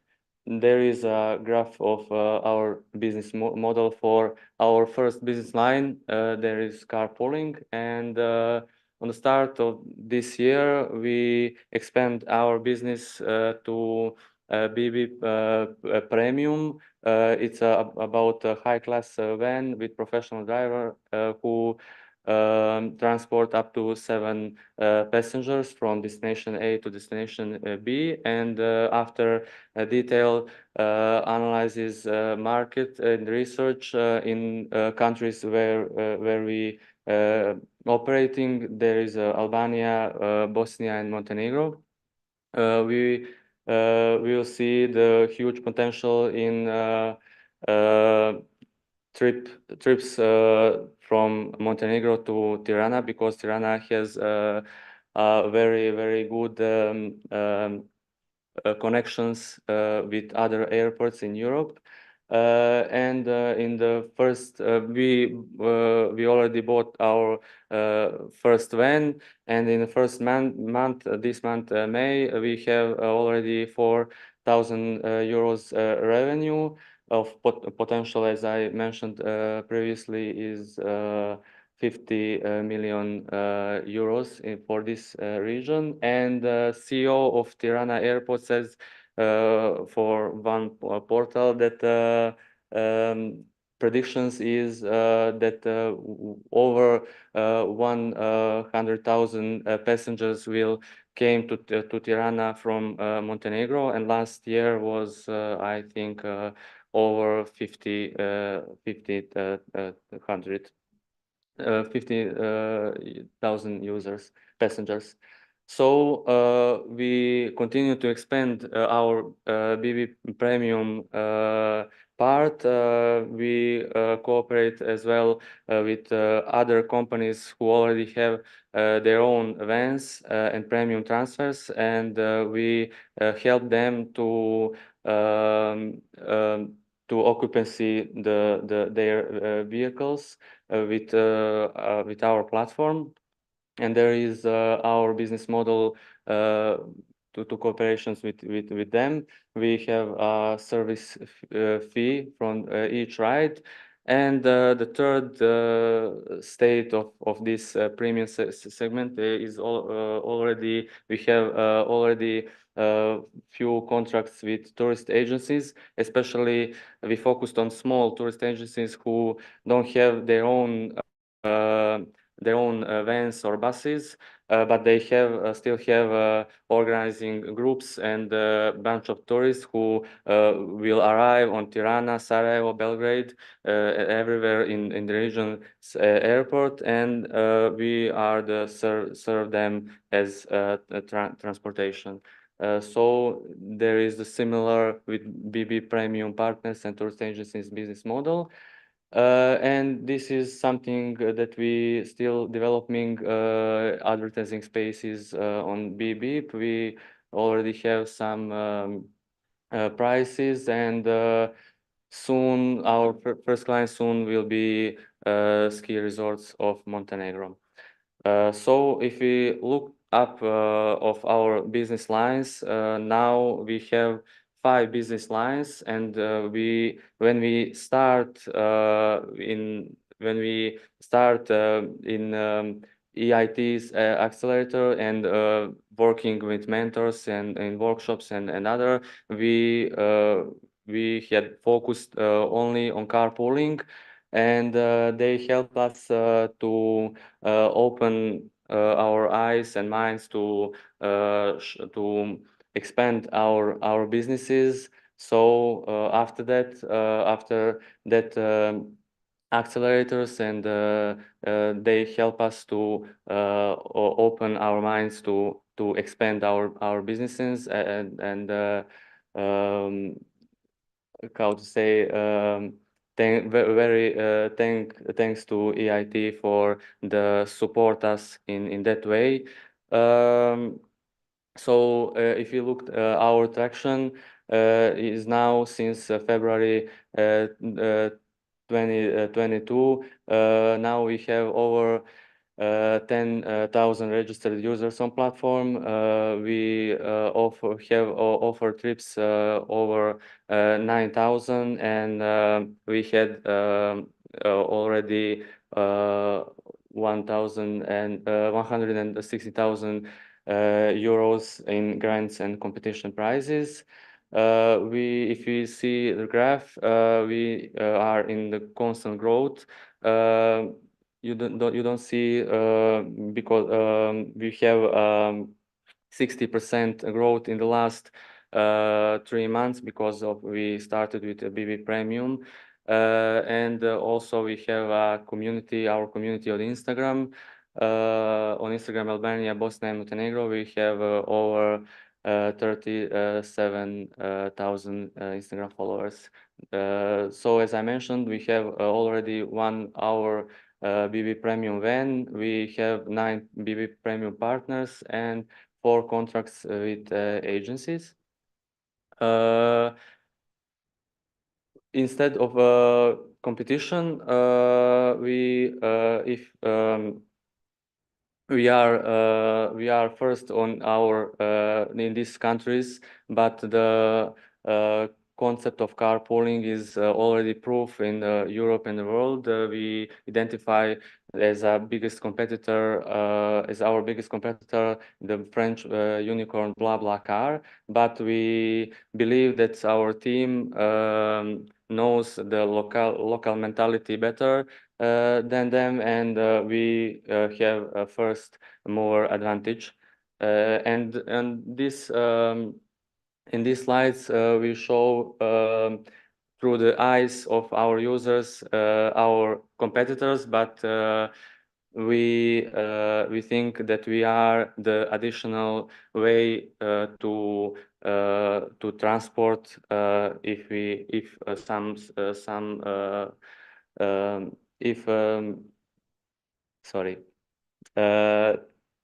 because there is a few examples of transportations from A to B, and we are the cheapest way to for our users. So we currently are developing our native mobile applications for Android and iOS, and we will have a few features for our users. First of all, through this gamification feature, we want to raise sustainability awareness. For example, after user reviewing their personal impact on the left side, it will be very important to our users to know that they are part of the large and responsible community. And we have some innovation through our aim to create in 2-click two-click carpooling platform that everyone will want to use. And based on information we have from maps that users will use on our application, we want to push users to publish so much more rides to offer, and the other sides, passengers, for example, in 2 clicks can book their rides, and we match them in few clicks. So our team is from our three. Petar Sekulic is a data scientist in JLL. I'm a design lead at Fleka, and Ivo is a strategic planning and analysis officer at the European Investment Fund. All of three of us has miserable failures in startups. Me and Petar were co-founders of Automarket, platform for selling cars, and Ivo was co-founder of Wunderkid, platform for scouting sports. Instead, beside our core team, we have in our team 2 developers and 1 customer support who help us to increase the level of BBIP as a business. In the next steps, here is the map of developing our app. And here is some kind of short, mid, and long-term steps for our businesses. We already have expansion on Bosnia and Albania. We plan to expand on Kosovo and Macedonia as well. And we plan also in some kind of mid or long-term we plan to vertical expansion to have online ticketing, route planning, and we want to be a one-stop shop for mobility in our region. So that's it, and thank you for your attention.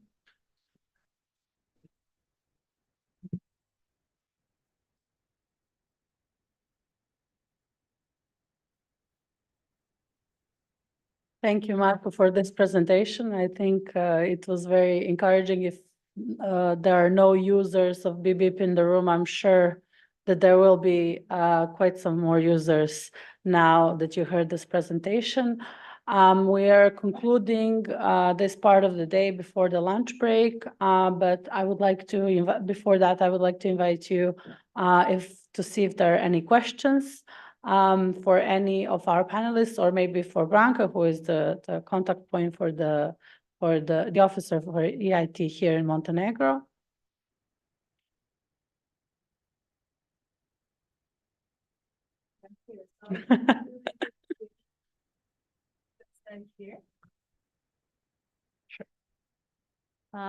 Yeah, maybe some questions, some issues arise from this. I think really a wide variety of presentations and panels and personalities that we heard today.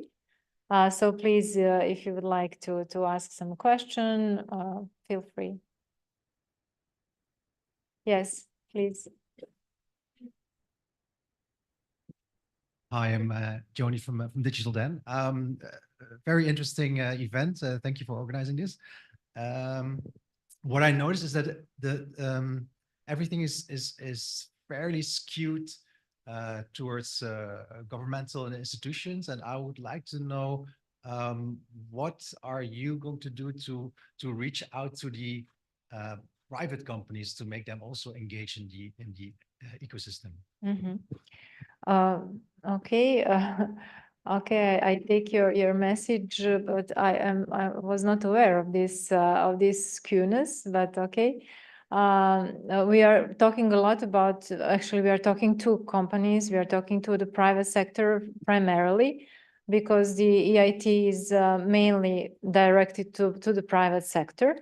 Of course, we include the government sector as well, because some innovations are aimed at collaborations between the private sector and the public sector, primarily, for example, in the urban mobility kick, and also if we talk about health, the government sector from the regulatory aspect is also important. But EIT is dominantly for the private sector. So our role in the hub is actually to raise awareness, to promote, to be there for the companies, to access different information, first of all, about the EIT, and then also to connect them with the EIT partners so they can discuss how they can join the communities. So our primary role is in that, and we will try to be present at different events, to organize events, so that the private sector actually is aware of all of these opportunities. We will try not to talk to the government sector more than what is necessary, but we do hope to collaborate with the city, for example, cities. We see a lot of opportunities to collaborate with the city of Podgorica, but also with other cities. So in any case, we are open to. We are here for you. I mean, if you have also as Digital Den some ideas for collaboration, for working together, we are open for that as well. Yeah.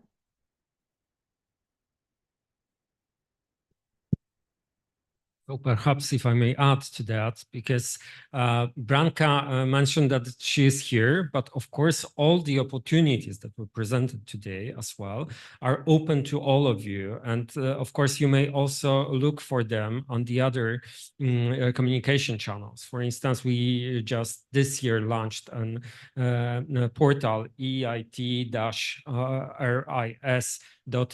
and all these programs or these open calls are presented there as well.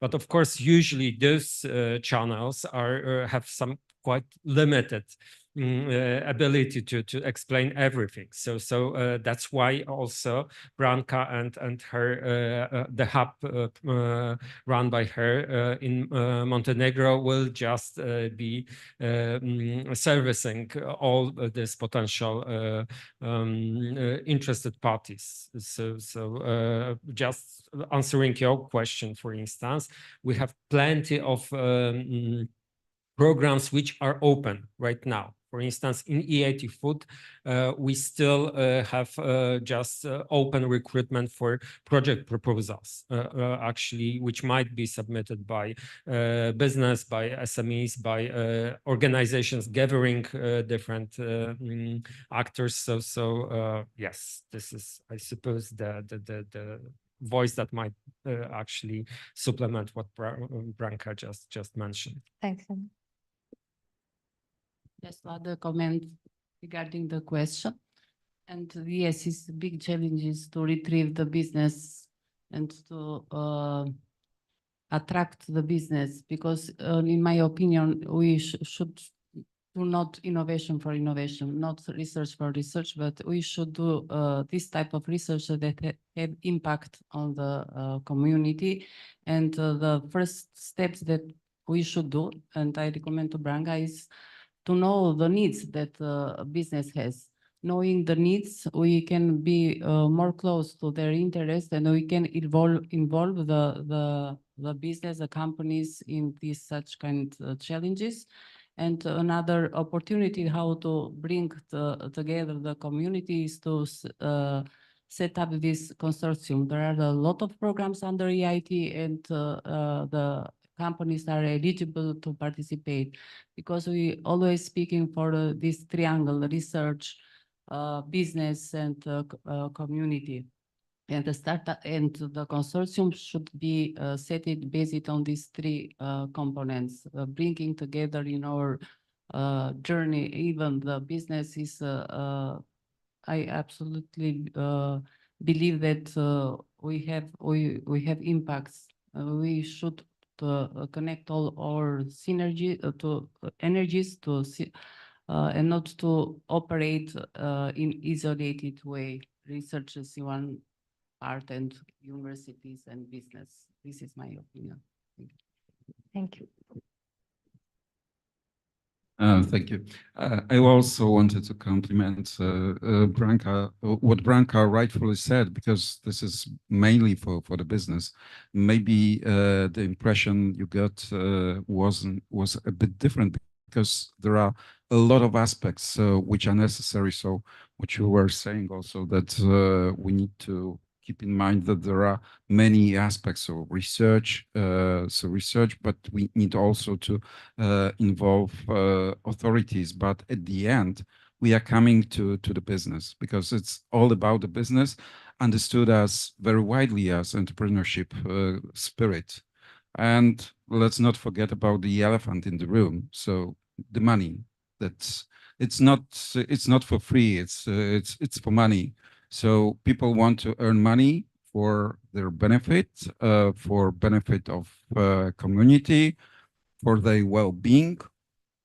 So that's important. And of course, businesses are for money. So nobody wants to, just do it because it's fun. That's great, of course, to do it for fun, do it for innovation, but at the end, you must earn money. So let's not forget about it. And if businesses earn money, then it's good for everybody potentially, of course.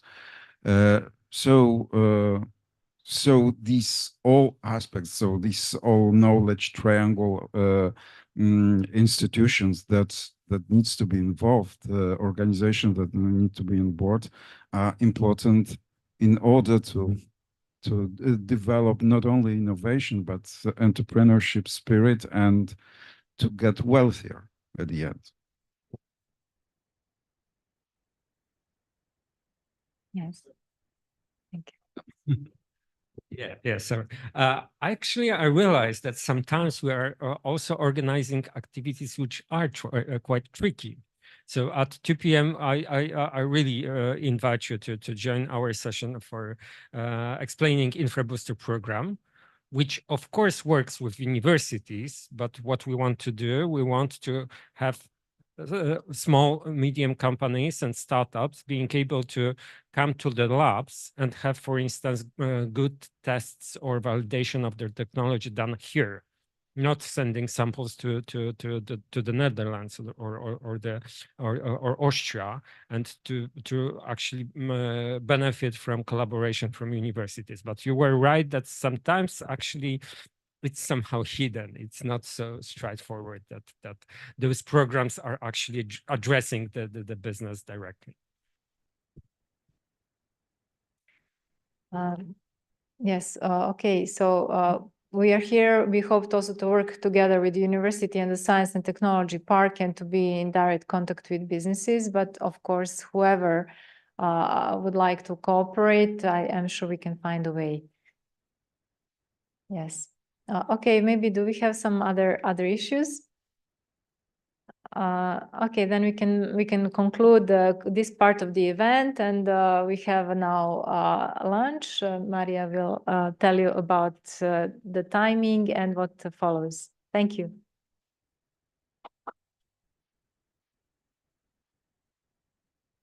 So as Branko already said, now is the lunch break until 2:15. And then after that, 2 more sessions, very interesting ones. So I invite you after lunch to come back to the room and listen for what our guests have to say.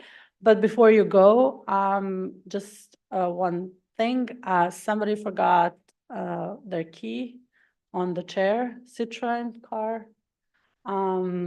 If you know it's going to be here, or if somebody comes up, they won't be able to go far away without the car, but it's okay. It will be here.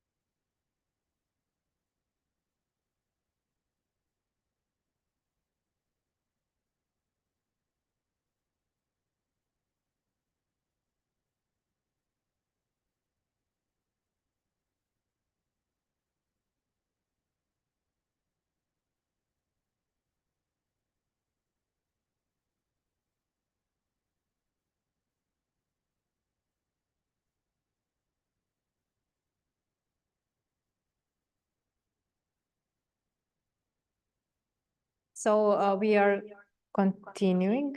There is some double boss.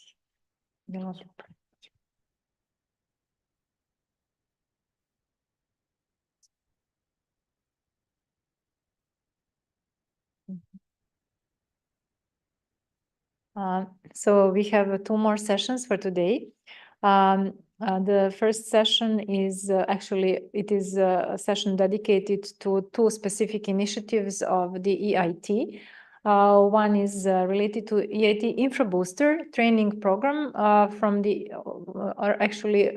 conceived from the EIT food, but dealing with all other thematic areas. And the other is EIT initiative for higher education institutions. Please, Adam and Christoph, you will take the lead for this. Yes, so thank you for staying with us. Actually, today we will not have the presentation of Dolores Folkert. She is very sorry she couldn't actually attend this meeting even online. But we will tell you briefly about what EIT InfraBooster is, and perhaps also just mention what EIT higher education initiatives is created for. And then we will also show you some examples of activities that were developed with the support of EIT communities. And actually trying to strengthen the collaboration between business and science. And we will start with a presentation of Professor Krzysztof Klincewicz from the University of Warsaw, who will tell you exactly what we are doing in EIT InfraBooster. Thanks very much. I understand that we could start the slides now.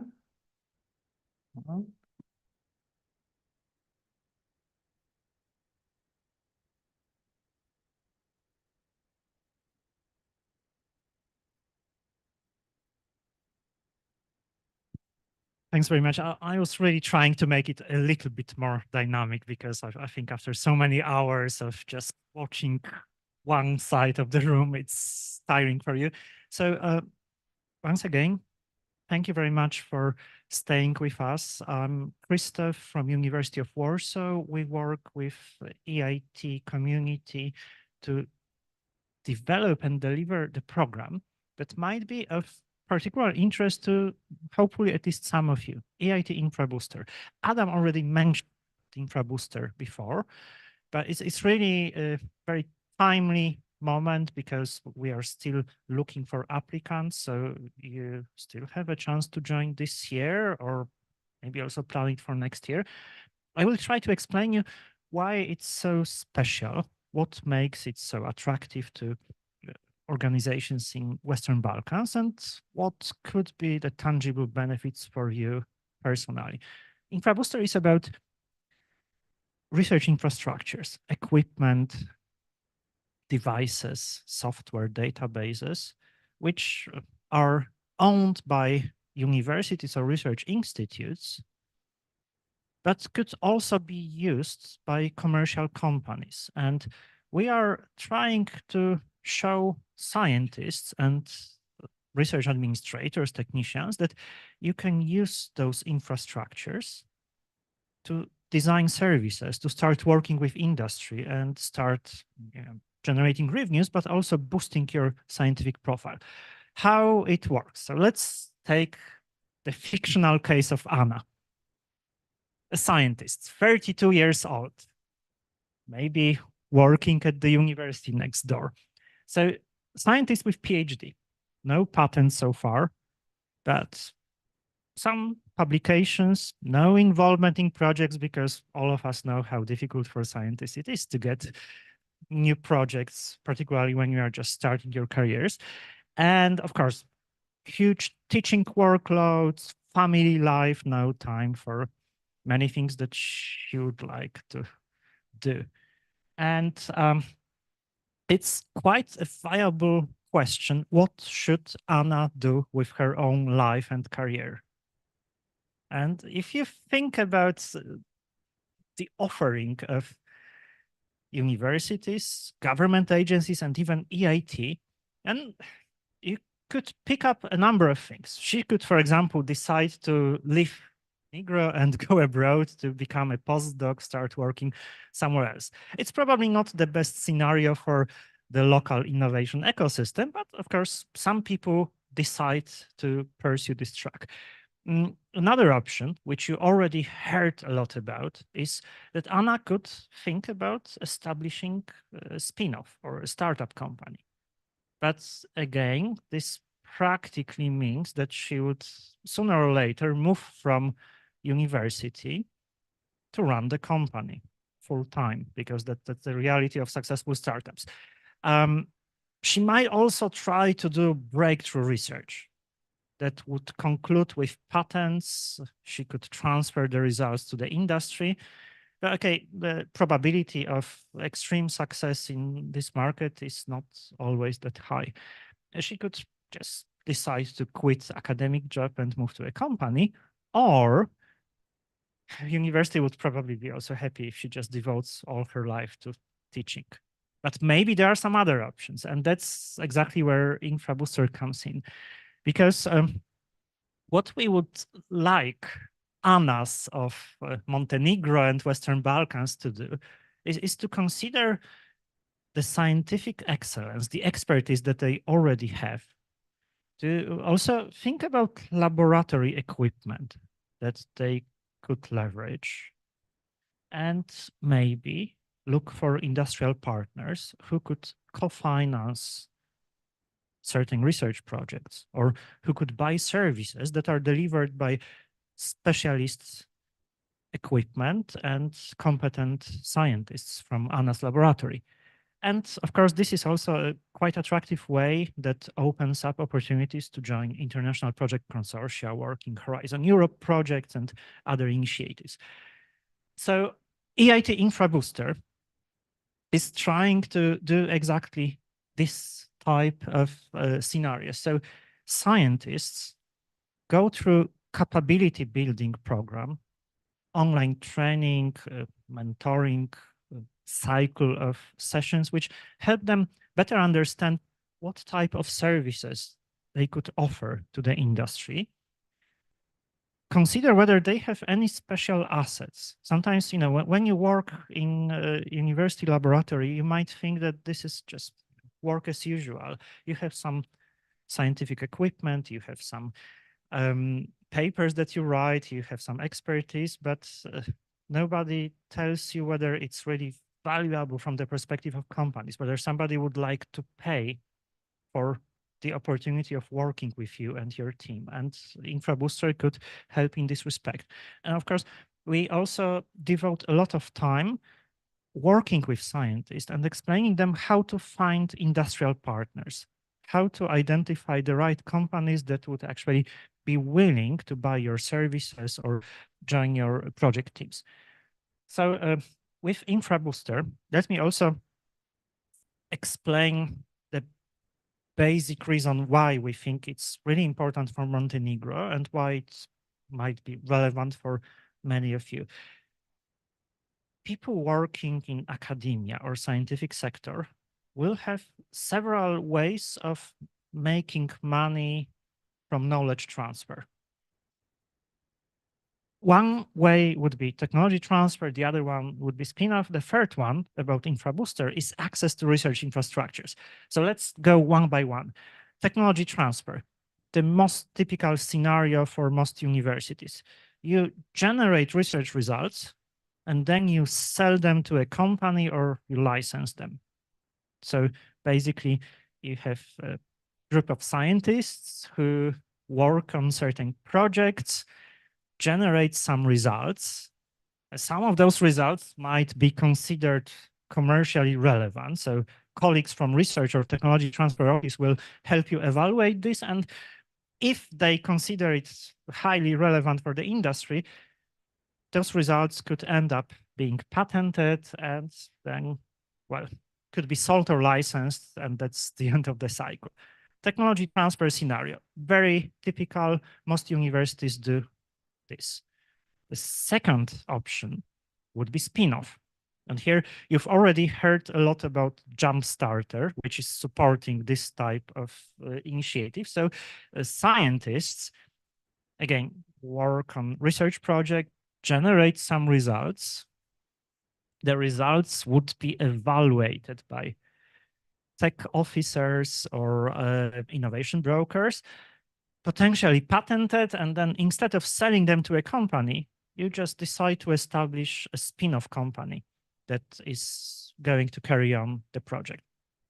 And the third scenario, access to research infrastructure, that's InfraBooster, that's the unique proposition coming from EIT community.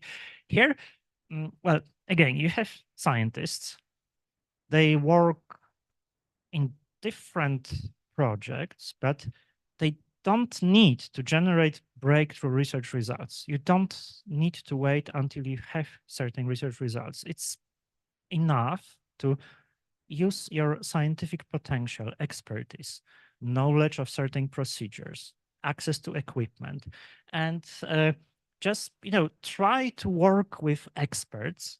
Could be tech transfer officers, could be innovation brokers, could be team from EIT InfraBooster who would help you find commercial partners, identify what you can really sell as a service. And the scientists could actually start joining consortia with companies or working to deliver specialist services responding to certain needs of the industry. And this is exactly what we are doing with InfraBooster. In a moment, you will have a chance to listen to 2 testimonials from neighboring countries. So wait up, you will see what happened last year. And we really hope to repeat this type of success also with Montenegro. Sorry. And to summarize, the InfraBooster is a training. It's a quite complex training program. There are 2 levels. One is foundation, the other practitioner. One is for individuals. Then if you go through foundation, you are also able to build your team and apply to practitioner. But don't worry about this, just you will find all the details on the website. But what's important, it's online. So you don't need to travel, you don't need to have budget to go to another city. It's free of charge for scientists, employees of universities or research institutes from Montenegro. And it's strictly focused on this support for research infrastructures. And what you can expect as the output of your involvement in InfraBooster is that you will really increase your industrial collaboration. But at the same time, and I hope that also colleagues from last year's cohort will show some examples of this, you will also have enormous opportunities to work with scientists from other countries. So we witnessed cases when participants of InfraBooster or its predecessor program in EIT Food were also working together to establish joint consortia, apply for Horizon Europe funding or look for some other funding sources. So it's not just about you and your research infrastructure. It's also an amazing opportunity to establish relations with other scientists and relevant organizations. Last year, we, in the end, supported altogether 12 teams from 9 countries, including countries from Western Balkans. If you go to EIT community website, you find a whole section about InfraBooster, and there is a catalog of all those services developed last year. It's very useful for scientists because you can better understand what to expect, to see whether you're also interested in this type of offering and whether it really corresponds to your abilities and infrastructure. And this year, we are recruiting participants every month, with the exception of summertime. So the next intake is finishing on the 17th of June. And I would strongly encourage you to apply for this one, because this year, this is the absolute last chance to complete both foundation and practitioner level in 2024. If you wait until autumn, then you will be able to complete foundation this year, but practitioner, you will have to wait till next summer. So everything is on the website of EIT RIS, and we warmly encourage you to spread the word. Adam is coordinating the activities of EIT Community for Western Balkans. Branka is fully aware of InfraBooster and could also help you. And I think it would be very relevant to also listen to the voices of two scientists who are behind very successful teams from last year, from North Macedonia and Bosnia and Herzegovina. So Adam, the floor is yours. Not mine, but actually we should have online Leila Pokšić and Despina Popowska-Stojanov. And perhaps we can just see whether our guests are already connected. And if so, we would like to listen to them and see their presentations. Here's Professor Leila Pokšić and from the University of Sarajevo, and Despina Popowska from Cyrill-Methodius University in Skopje. So perhaps let's just start with Leila. Hello, I hope we can see you. I hope we will also be able to hear you as well. Hi, everyone. I'm happy to be here. Thank you for your invitation. I'm really happy to share our experience about EIT Infra Boosters training that we had last year, and it was really successful. And I have to say that our team was consisted of all university members. It was me on the side of the researcher in biology as a representative of research infrastructure of the University of Sarajevo. Also Professor Maja Arslanagić-Kalajdzic, who is actually economy expert in marketing and university professor, also works as a director of the Center for Research and Development at the University of Sarajevo. And the third member was our Nina Begović from the Research Support Office from the University of Sarajevo, who and all of us are actually engaged in different kinds of everyday activities, and we didn't really interact much until we had a chance to work together on this InfraBooster training. So as you understood, all of us are accomplished scientists or experts, and for us, apart from the doctoral dissertation and professorship, we were very, very happy when we got the diploma from InfraBooster training, because with that we gained a lot of new knowledge and skills. Why? Because we actually, so I will speak first on behalf of the infrastructure, unlocked potentials of the research infrastructure at the University of Sarajevo, where we have this Institute for Genetic Engineering and Biotechnology, which is the key infrastructure within the University of Sarajevo, and we have our research projects and our research results that are ready to be transferred to the industry sector. And with this InfraBooster exercise, and which is actually using real data, we managed to develop a project, next level project, which can be presented to the industry and potentially commercialized. Why is this important? As a biologist, I didn't have any entrepreneurship or marketing skills at all. And I wasn't aware about the problems and obstacles that can be found when you look from the other side, from the industry side, to the same problem. So it was really good for us because we managed, based on our results, to identify what would be the issues from the industry's point of view, and we managed to focus on the targeted industries that would be interested in our project results and the technology transfer. So we developed the project that is translatable, and we presented it to the EIT food community, and it was really it's success. So I'm really grateful.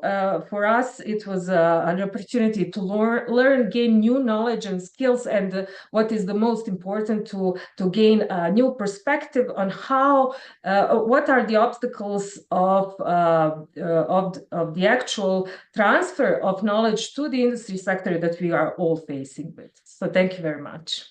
Thank you very much for this testimonial. As Professor Polskic mentioned, last year in the project we have actually teams from many different countries. So there were 2 Romanian teams, a team from Albania, North Macedonia, Serbian teams as well, Albanian teams.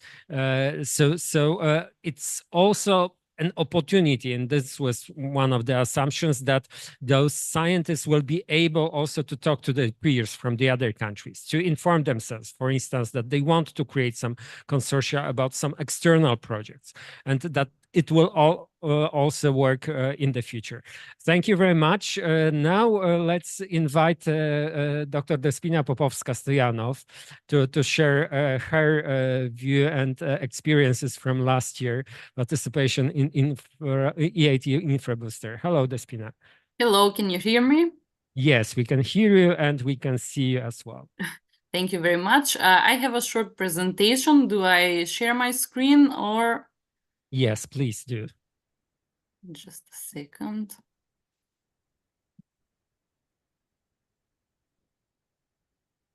Actually, the recruitment for EIT InfraBooster is open. So you may find all the details on the website, and until 17th of June, we are right now collecting your applications for the first stage of InfraBooster Foundation. Okay, let's go. Can you see the presentation? Is it all right? Yes, it's perfect. Okay, thank you very much. So thank you for the brief introduction. I am Despina Popowska-Stoyanov from the Institute of Agriculture within the University St. Cyril and Methodius in Skopje. It's a non-working day for us because today the university celebrates 75 years of its existence. So that's why we are not at work today. So I will briefly try to share our great experience within the InfraBooster program. This is a brief introduction about our institution, which is one of the most old and leading scientific organizations in the field just in crop production in Macedonia. And we do scientific research, formal and non-formal education, and also applied professional activities. Our new established research infrastructure was the Laboratory for Seed Quality Control and Plant Health Analysis. And actually, InfraBooster helped us develop some new services from this newly established infrastructure. So we came up with some one-stop shop services. And I must say that by using all of the materials that we developed from the program, we are still using them. And we already have some clients from Macedonia, but also from the Balkans that are using our services regarding seed quality analysis and serological and molecular detection of viruses. I will not go further. This was just so that you could see the idea and the service that came out. I will just briefly present the team, which I can say was quite diverse. We had 4 types of different profiles involved in the program. First, it was Katerina, which is head of the laboratory and involved in the laboratory operations. I was responsible for the marketing, promotion, and finances. Our colleague Maria was doing grants searching and projects, and Afrodita is a lab technician, which is actually responsible for conducting the experiments. So you can see we are all with different backgrounds. This is just a brief review of the outcomes from the whole team from the InfraBooster experience. We first of all managed to design new services from the newly established research infrastructure. And the program helped us really to point out the key advantages and the target customers from the industry and the business sector, then to recognize our competition, to create some marketing strategies and products which we still use, some one-pagers, some catchy phrases, also to improve our communication skills. This part involved some new plans for outreach of the business and industry sector, which we are still practicing, and in the end, of course, to try and develop some generating revenues plan.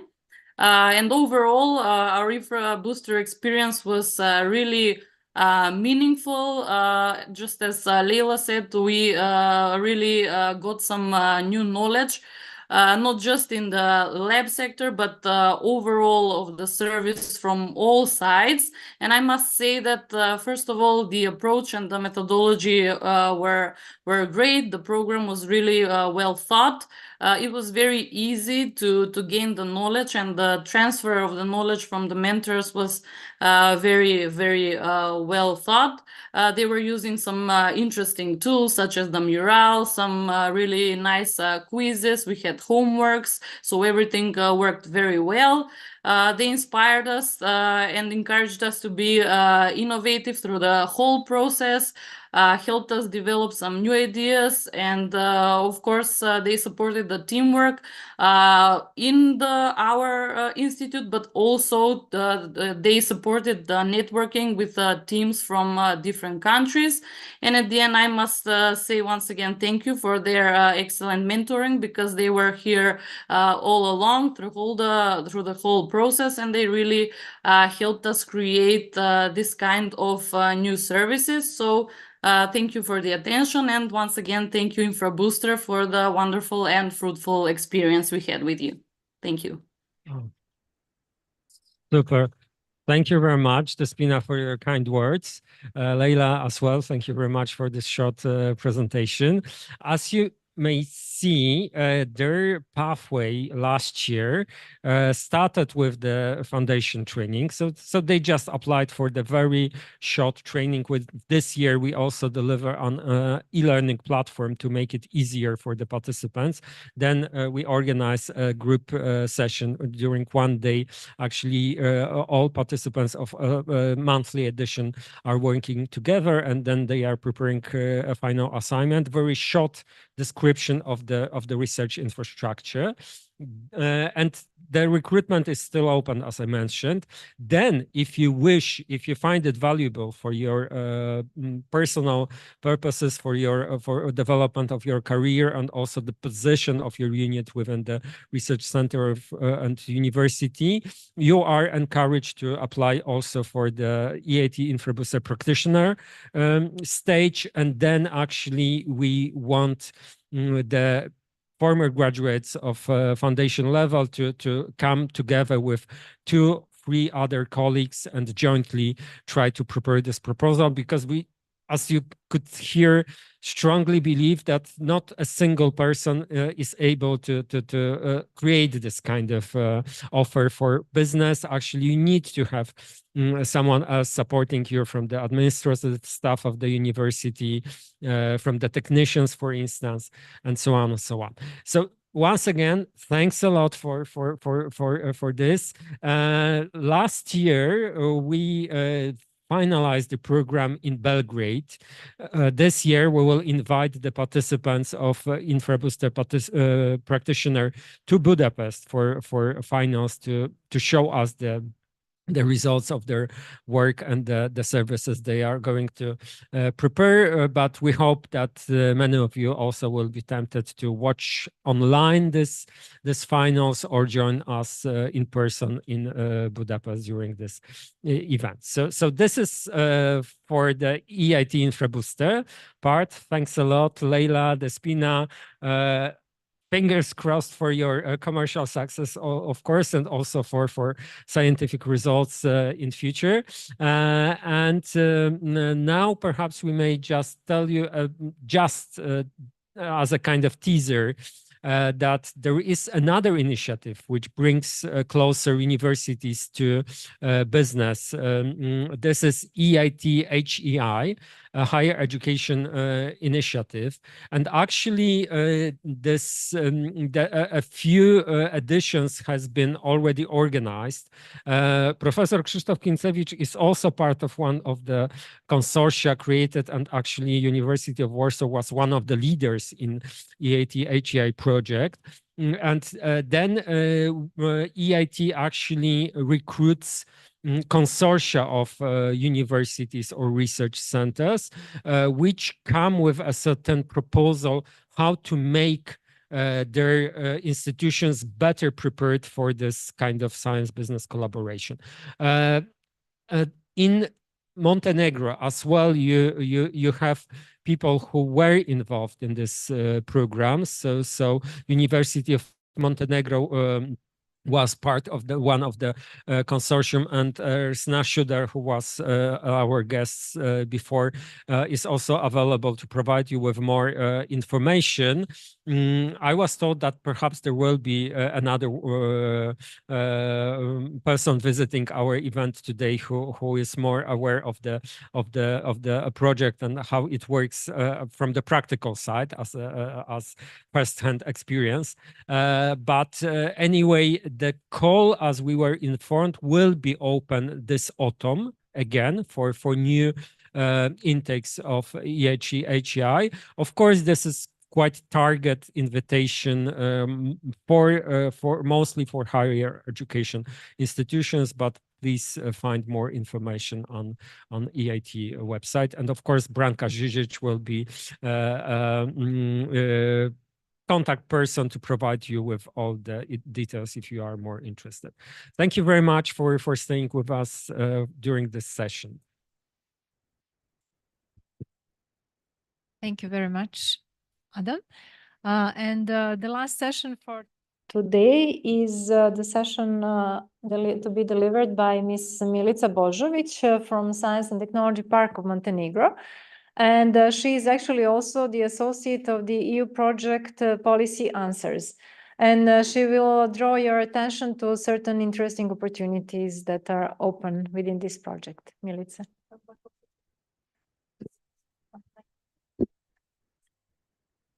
Hello, everyone from my side. Thank you for staying up till now.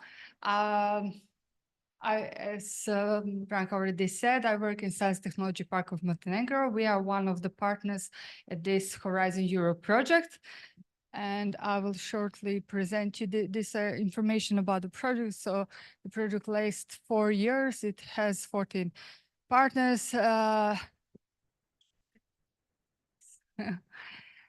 You had the chance to hear this morning Bernard and Nicolea, which are our project officers, and our project coordinator is Elkedal.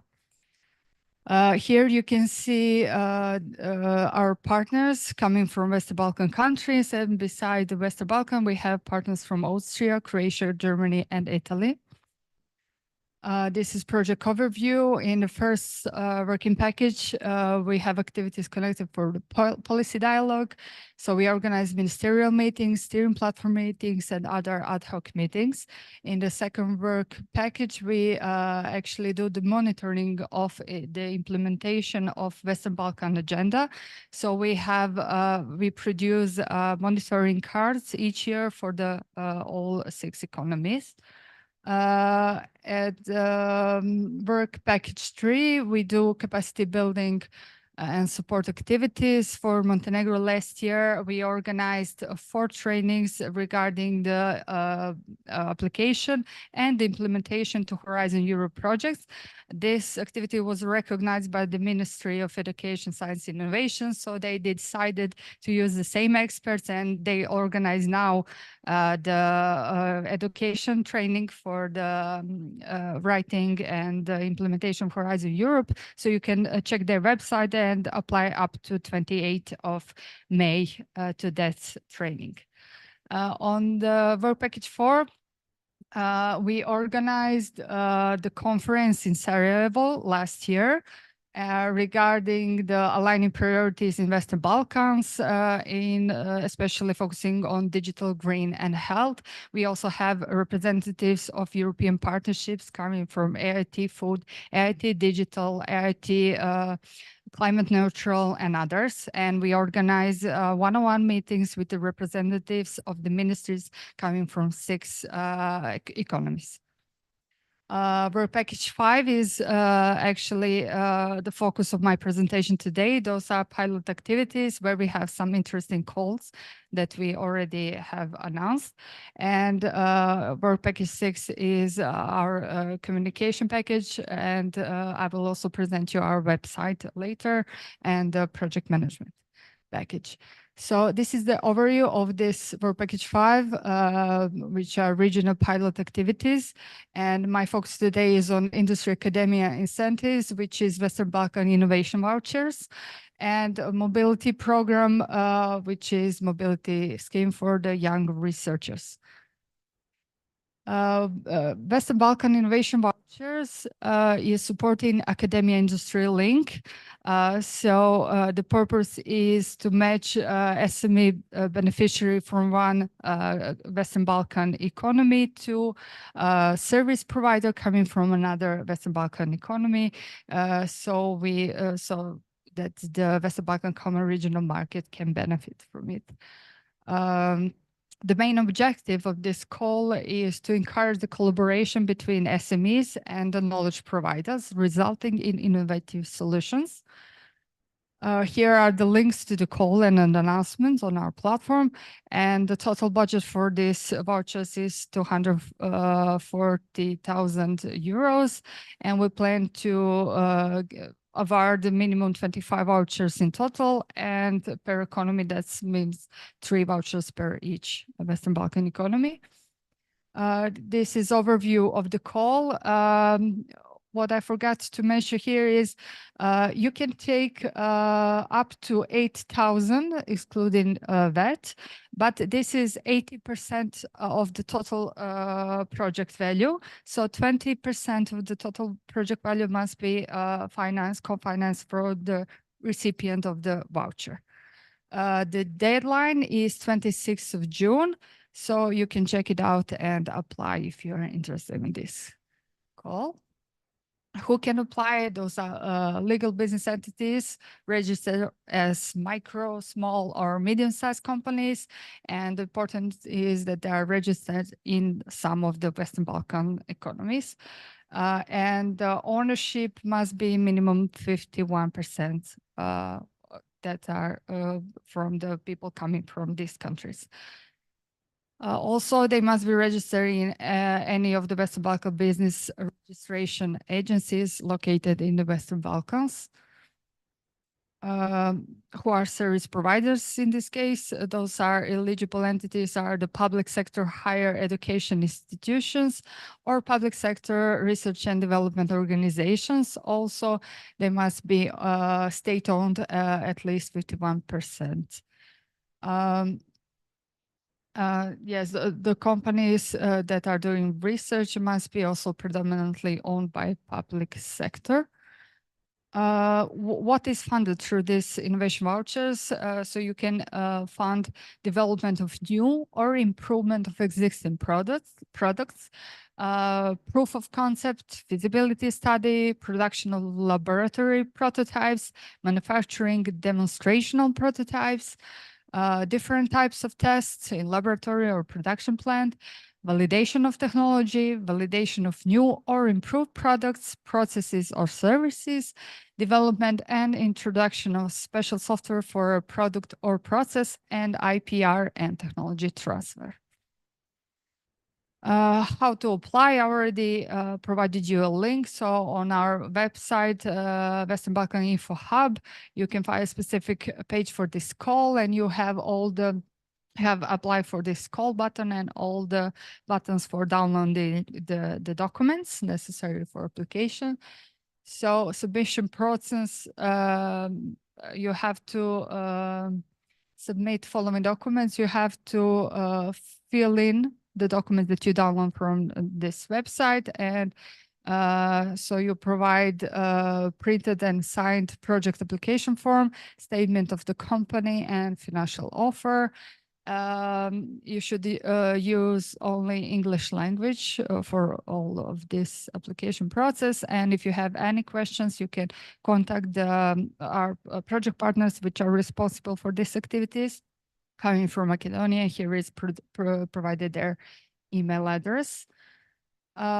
This is the second call that we announced. Actually, this was the first one that we announced, so it will end until the 31st of May. So it's a very little time to apply for this call, but it's regarding mobility scheme. The aim is to support the further integration of Western Balkan into European research area, promoting and increasing an open access use of research infrastructure across Western Balkans, fostering brain circulation and encourage brain retain within the Western Balkans at an early stage of researchers' careers. The total budget for this call is 100,000 euros. Project must cover all of the following aspects, which means this is a short-term mobility as physical presence of a grantee for a duration of between 2 weeks to 2 months within another Western Balkan economy. The use of specialized equipment or facilities in another Western Balkan economy is expected, and also they will need to work on their research. So here is also linked to this announcement. All thematic research areas are eligible. So we also encourage to those who will address twin transition, for example, green and digital together, and the priorities mentioned in national research strategies and S3 strategies. Who are also eligible are early stage researchers, only PhD students and postdocs whose doctorate was awarded no longer than 7 years before application are eligible as grantees. Here is overview. So the maximum budget per grant is 5,000 euros. What is eligible cost? It's travel costs and living allowances as unit cost, accession fees, consumables by host institution, and cost of exploitation of project results like publication of scientific article. So this call was announced at 28th of March and it lasts until 31st of May. This is some additional information I would like to share with you regarding the Monitoring Western Balkan agenda implementation. I already said that we made creation of monitoring cards where we identified EIT High initiative already as a good practice, and we hope that for the next year's reporting cards, we can highlight even more success stories related to EIT. Also, Policy Answers cooperates with EIT in the frame of policy dialogue when organizing steering platform or other meetings. Also, during the conference, Policy Dialogue on Aligning Priorities in Western Balkans, Vision to 2030, regarding digital, green, and health pathways. We organized last year in Sarajevo in September, and we collaborated with the EIT partnerships and facilitated individual meetings between European Partnership and ministry representatives from 6 economies. Also, regarding the capacity building activities, I already told you that last year we focused on Horizon Europe, and this year in September we plan to organize the training for implementation of circular economy principles in Montenegro. This is once again our website, so I invite you to subscribe to our newsletter and to check it out, because all of the news and interesting information regarding the calls and all the other interesting activities and chances to apply you can find on this website. We have 11,400 subscribers to our newsletter, so a lot of information, good information can be found here.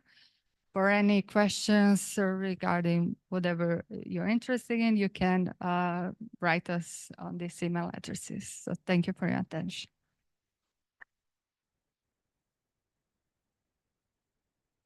Thank you, Milica. So with this story, I mean, the whole day was dedicated to the knowledge triangle, the collaboration between different actors from research, education, and business. And also these two last sessions were dedicated to stimulating those. So with this, I would like to thank you for your participation, and I hope that we keep on working together, and I invite you to contact me for whatever you believe could be your opportunity, and follow our pages to find out about what we highlight from all these different programs, because there are really many. We have 9 thematic innovation communities of KICS, and then they have so many different programs.